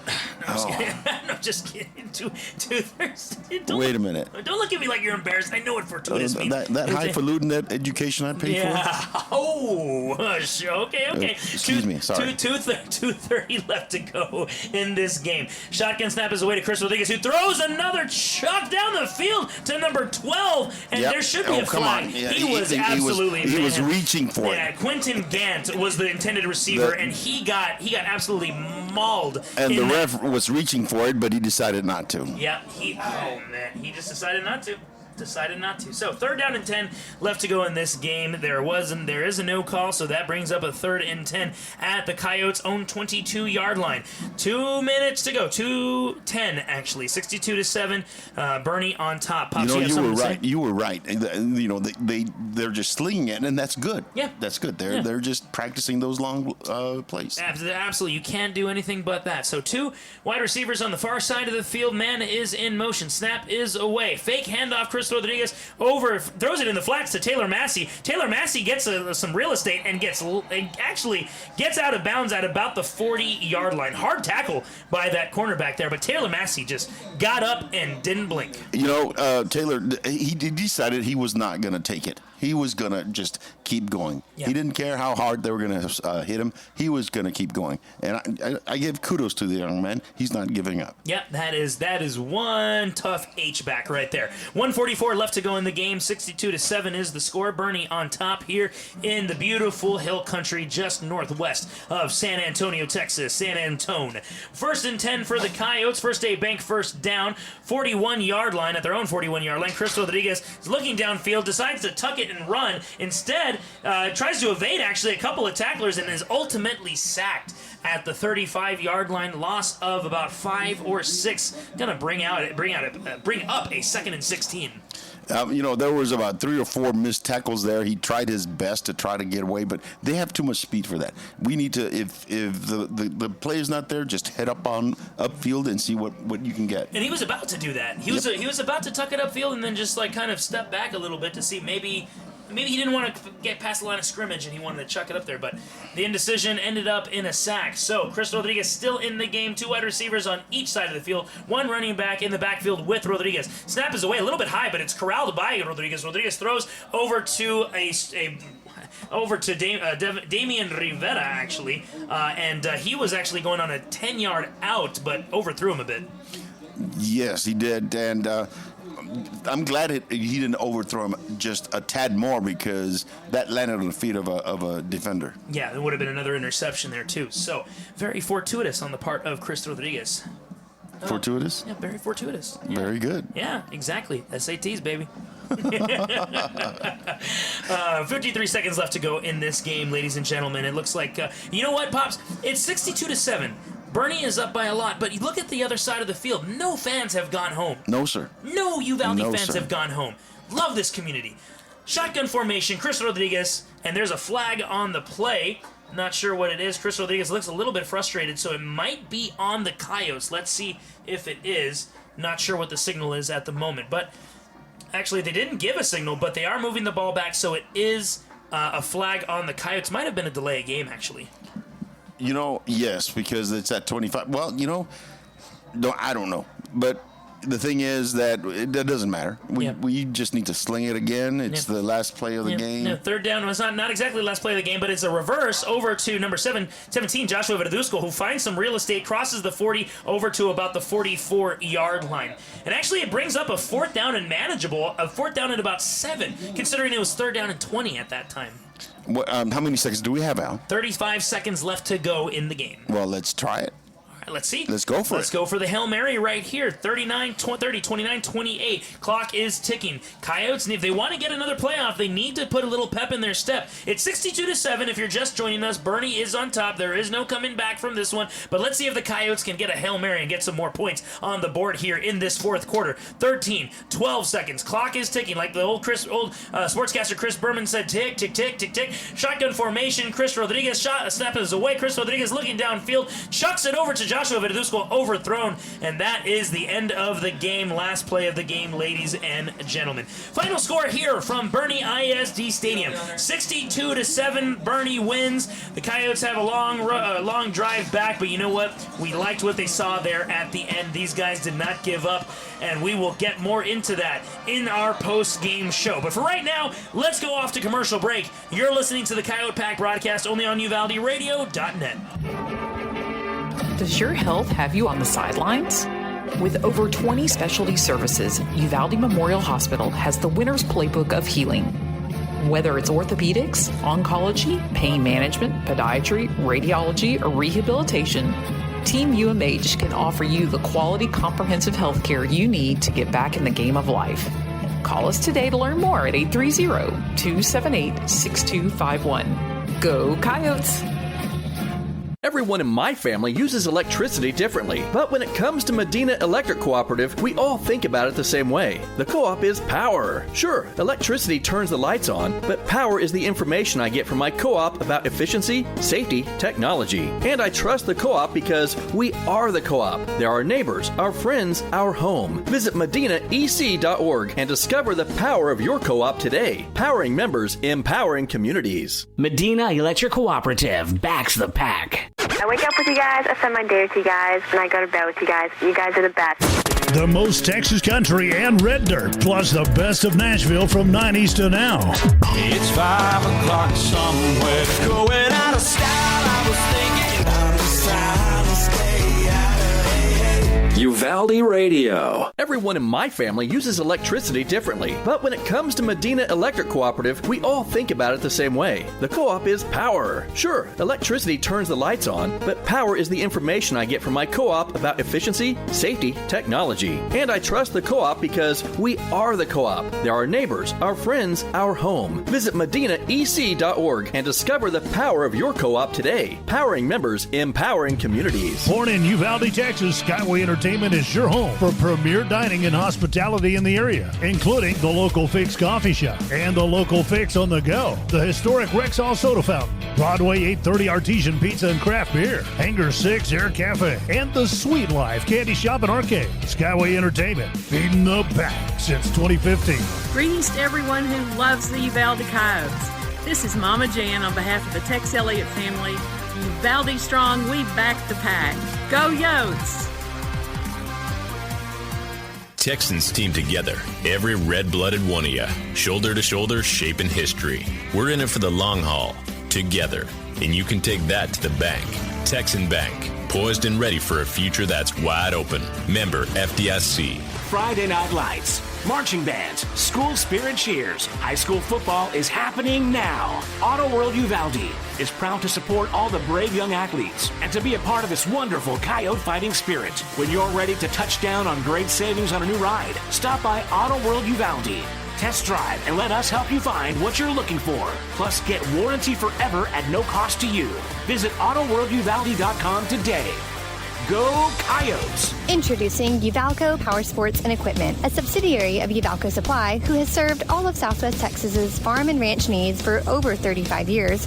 Uvalco Power Sports and Equipment is your one-stop tractor, implement, trailer, lawnmower, and power sports dealer located in Bandera or Uvalde, including service locations at both dealerships. We have inventory, so visit uvalcotractors.com or find us on Facebook to connect with the salesman today. Star Realty and Ranch, Keller Williams, invites you to join them as they cheer on our 2022 Uvalde Coyotes. Star Realty and Ranch are your premier real estate experts, and they're here to provide you with all the resources and information you need to buy or sell real estate. They work with buyers and sellers in the area and have had extensive training in order to provide you with top-of-the-line service. Call to find out more at 830-261-1970 or visit uvalderealty.com. Vulcan Materials Company is the nation's largest producer of construction aggregates, primarily crushed stone, sand, and gravel, and a major producer of construction materials, including asphalt and ready-mix concrete. One of our core tenets at Vulcan is being a good citizen and responsible steward of the communities in which we operate. From local community groups and philanthropic organizations to supply chain partners, we believe in being active and engaged neighbors. Our responsibility is to build strong relationships that support strong communities. Learn more at vulcanmaterials.com. Family owned and operated, Hillcrest Memorial Funeral Home was founded on one simple principle: service. With an all-new state-of-the-art facility, Hillcrest Memorial Funeral Home provides service at the highest level. Discover why Hillcrest is the ultimate provider of creating healing experiences in the Uvalde community. Call anytime at 830-333-3096 or find us on site at 424 Geraldine Street. Honor and celebrate life in a setting fit for remembering legends. Learn more at hillcrestmemorialfuneralhome.com. Does your health have you on the sidelines?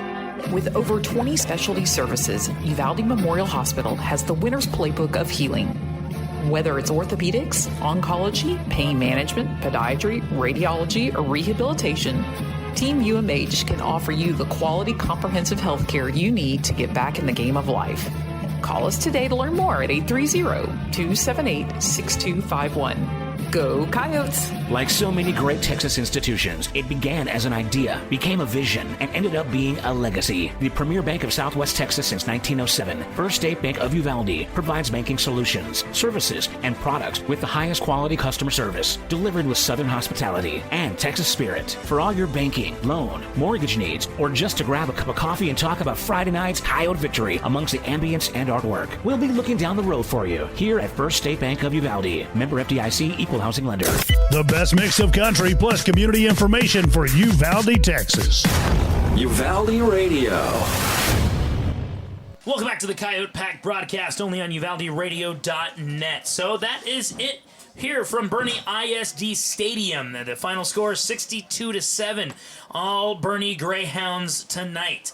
Pops, I'm going to kick it over to you, though. What are your initial thoughts on the game? And, just...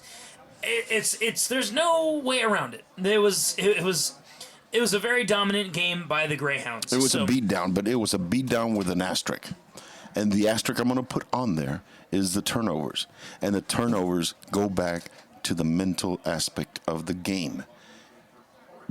The score would be a lot closer if we paid attention to the mental aspect to make sure that we don't have all those turnovers, those plays where we just make mental mistakes. And that's the difference between a good team, a great team like Boerne, and where we are right now as far as competing with those teams. Now, that's one of the major items that Coach Miller is talking about is the hashtag culture change. You have to change that mentality. You have to know that you have to bear down and focus on what you're doing, not only in practice, but in the games. You need to be able to eliminate those mistakes because that is going to keep you from competing with the top-notch teams like this number 4 team in the state of Texas is. Yeah, you talked about it, Pops. You talked about starting fast. It was Boerne who started fast during the game. They received the ball, Boerne did, and they went down the field in 4 plays, and one of those plays was an incomplete pass. So they had, in essence, 3 plays of chunk yardage, and that really set the tone for the game from there on out. So you talked about how, this was a team that was ranked 4th in the state. They definitely showed it tonight. The chunk plays were very definitely there at the start of the game. The first 3 or 4 drives that they have or scores that they had, there was a bunch of chunk plays. The Coyotes were able to compete in the middle part and the of the game up to the third quarter and part of the fourth quarter because they minimized their turnovers. Mm-hmm. And then at that point they were able to compete because they and the reason being is they weren't doing the turnovers and they weren't giving up the big chunk plays. There was only one big play in the second half, and that was the busted coverage on that 5-yard out that the young man took for 50-something odd yards. Mm-hmm. Everything else they had to earn. Yeah, they did score less points than they did in the first half. I'll tell you that. I'll tell you that much. So yes. Well, guys, I mean, there's not really much that we can say here. I mean, the game was definitely lopsided. The Coyotes did get some points in the fourth quarter there. And when we come back, we're going to talk about that specific play and who is our Star Realty and Ranch star of the game. So stick with us. We'll be right back after this commercial break. You're listening to the Coyote Pack broadcast only on UvaldeRadio.net. Lantana Realty salutes our 2022 Uvalde Coyotes and the legacy of our Coyotes and Lobos of years past. The wide variety of services that Lantana Realty's real estate professionals provide will prove valuable as they help you navigate financing twists and sales contract intricacies. Stop by Lantana Realty at 131 East Nopal or call 830-591-6658. Lantana Realty, Stephanie Sakinas Broker. Born in Uvalde, Texas, Skyway Entertainment is your home for premier dining and hospitality in the area, including the Local Fix Coffee Shop and the Local Fix on the Go, the historic Rexall Soda Fountain, Broadway 830 Artesian Pizza and Craft Beer, Hangar 6 Air Cafe, and the Sweet Life Candy Shop and Arcade. Skyway Entertainment, feeding the pack since 2015. Greetings to everyone who loves the Uvalde Coyotes. This is Mama Jan on behalf of the Tex Elliott family. Uvalde strong, we back the pack. Go Yotes! Texans team together, every red-blooded one of you, shoulder to shoulder, shaping history. We're in it for the long haul, together, and you can take that to the bank. Texan Bank, poised and ready for a future that's wide open. Member FDIC. Tune in to Chamber Picks, the long-awaited reboot to the program where Uvalde football fans get together to talk about football. Each week, the Chamber Picks panel of forecasters try to predict the winner of a select number of football games. Join host J. Allen Carnes every Wednesday at 7 p.m. on Facebook Live. Brought to you by Uvalde Area Chamber of Commerce and Visitor Center and LMG Productions. For more information, visit uvalde.org. Introducing Uvalco Power Sports and Equipment, a subsidiary of Uvalco Supply who has served all of Southwest Texas's farm and ranch needs for over 35 years. Uvalco Power Sports and Equipment is your one-stop tractor, implement, trailer, lawnmower, and power sports dealer located in Bandera or Uvalde, including service locations at both dealerships. We have inventory, so visit uvalcotractors.com or find us on Facebook to connect with the salesman today. Welcome back to the Coyote Pack broadcast, only on UvaldeRadio.net. Before we left, we talked about the one scoring play that the Coyotes had in this game. It was one of, a few highlights. Just because there was only one scoring play, there were some highlights in this game for the Uvalde Coyotes. But the biggest highlight was that 49-yard touchdown pass from Chris Rodriguez to Jonathan Jimenez. And because of that play, listen, it was a 62-7 game. There's not a lot that we can say as far as a star Realty and Ranch star of the game, but we're going to give it to the effort that we saw from this wide receiver on that particular play. And who are we giving it to, Pops? Jonathan Jimenez. Jonathan Jimenez. That's our star Realty and Ranch star of the game. A lot of candidates out there, obviously, but Jonathan did have the scoring play. In a 62-7 game, you want to give it to someone like that.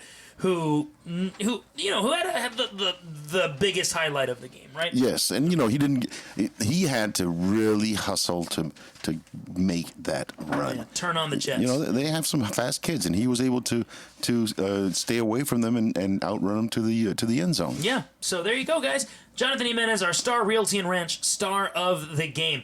Pops, I think that's gonna wrap it up here. But you know what? It was a dominant game by the Boerne Greyhounds. They're here at home. There was senior night. It was a very, very well-played game by them. Very lopsided game. But we're going to end this on a positive note. Yes, we are. We're going to end this on a positive note. And I'm going to ask you to say something that you said during commercial break that's going to give our fans some hope. I'll tell you what. You know what, guys? The Coyotes are changing. They are turning the corner. And what I'm told Al is the Coyotes are going. He said, we've got 4 more games to go. I said, yes, we do. We have 4 more regular games to go. But you know what? We also have 1 playoff game to do at least. And I am telling you right now that we are going to have at least 1 playoff game. All right. So you are predicting a Coyotes playoff appearance. Yes, I am. And he means it. Yes, he I do. means it because after a 62-7 game, that is a prediction that someone who only means it says. So we'll see if that prediction comes true. I'm inclined to believe it. Coyotes are not back at home next week, but they play against Kennedy at Edgewood Memorial Stadium at 7 o'clock Friday, October 14th. We're going to be there as always. We're going to bring that same energy. We hope you have the same energy for these Coyotes. The season has 4 games left. The Coyotes have enough time to bounce back from this one, make the playoffs, and they've already made us proud this season. They can make us even more excited with a playoff berth. So, for Simon Pops Ortiz, your color commentator, I'm Al Ortiz, your play-by-play announcer. This is the Coyote Pack broadcast. Thanks for listening. We'll see you next Friday. Loyal and true, ladies and gentlemen. See you later. Thanks for listening to the Coyote Pack broadcast with Simon and Al Ortiz on UvaldeRadio.net. Tonight's broadcast was made possible by the support of our sponsors: Texas Farm Store, Star Realty and Ranch, Uvalde Memorial Hospital, Hillcrest Memorial Funeral Home, Skyway Entertainment, Texan Bank, Medina Electric Cooperative, Lantana Realty, Uvalco Supply, Power Sports and Equipment, Vulcan Materials Company, Uvalde Area Chamber of Commerce and Visitor Center, and First State Bank of Uvalde. The Coyote Pack broadcast was produced by Robert Miguel Rodriguez. Coyote Pack broadcast apparel provided by Southwest Uniforms and Embroidery. Very special thanks to Uvalde CISD Superintendent Dr. Hal Harrell, Uvalde CISD Executive Director of Communications and Marketing Anne Marie Espinosa, and Uvalde CISD Athletic Director and Head Football Coach Wade Miller and staff. We are Uvalde Strong. We now return to our regular broadcast on UvaldeRadio.net.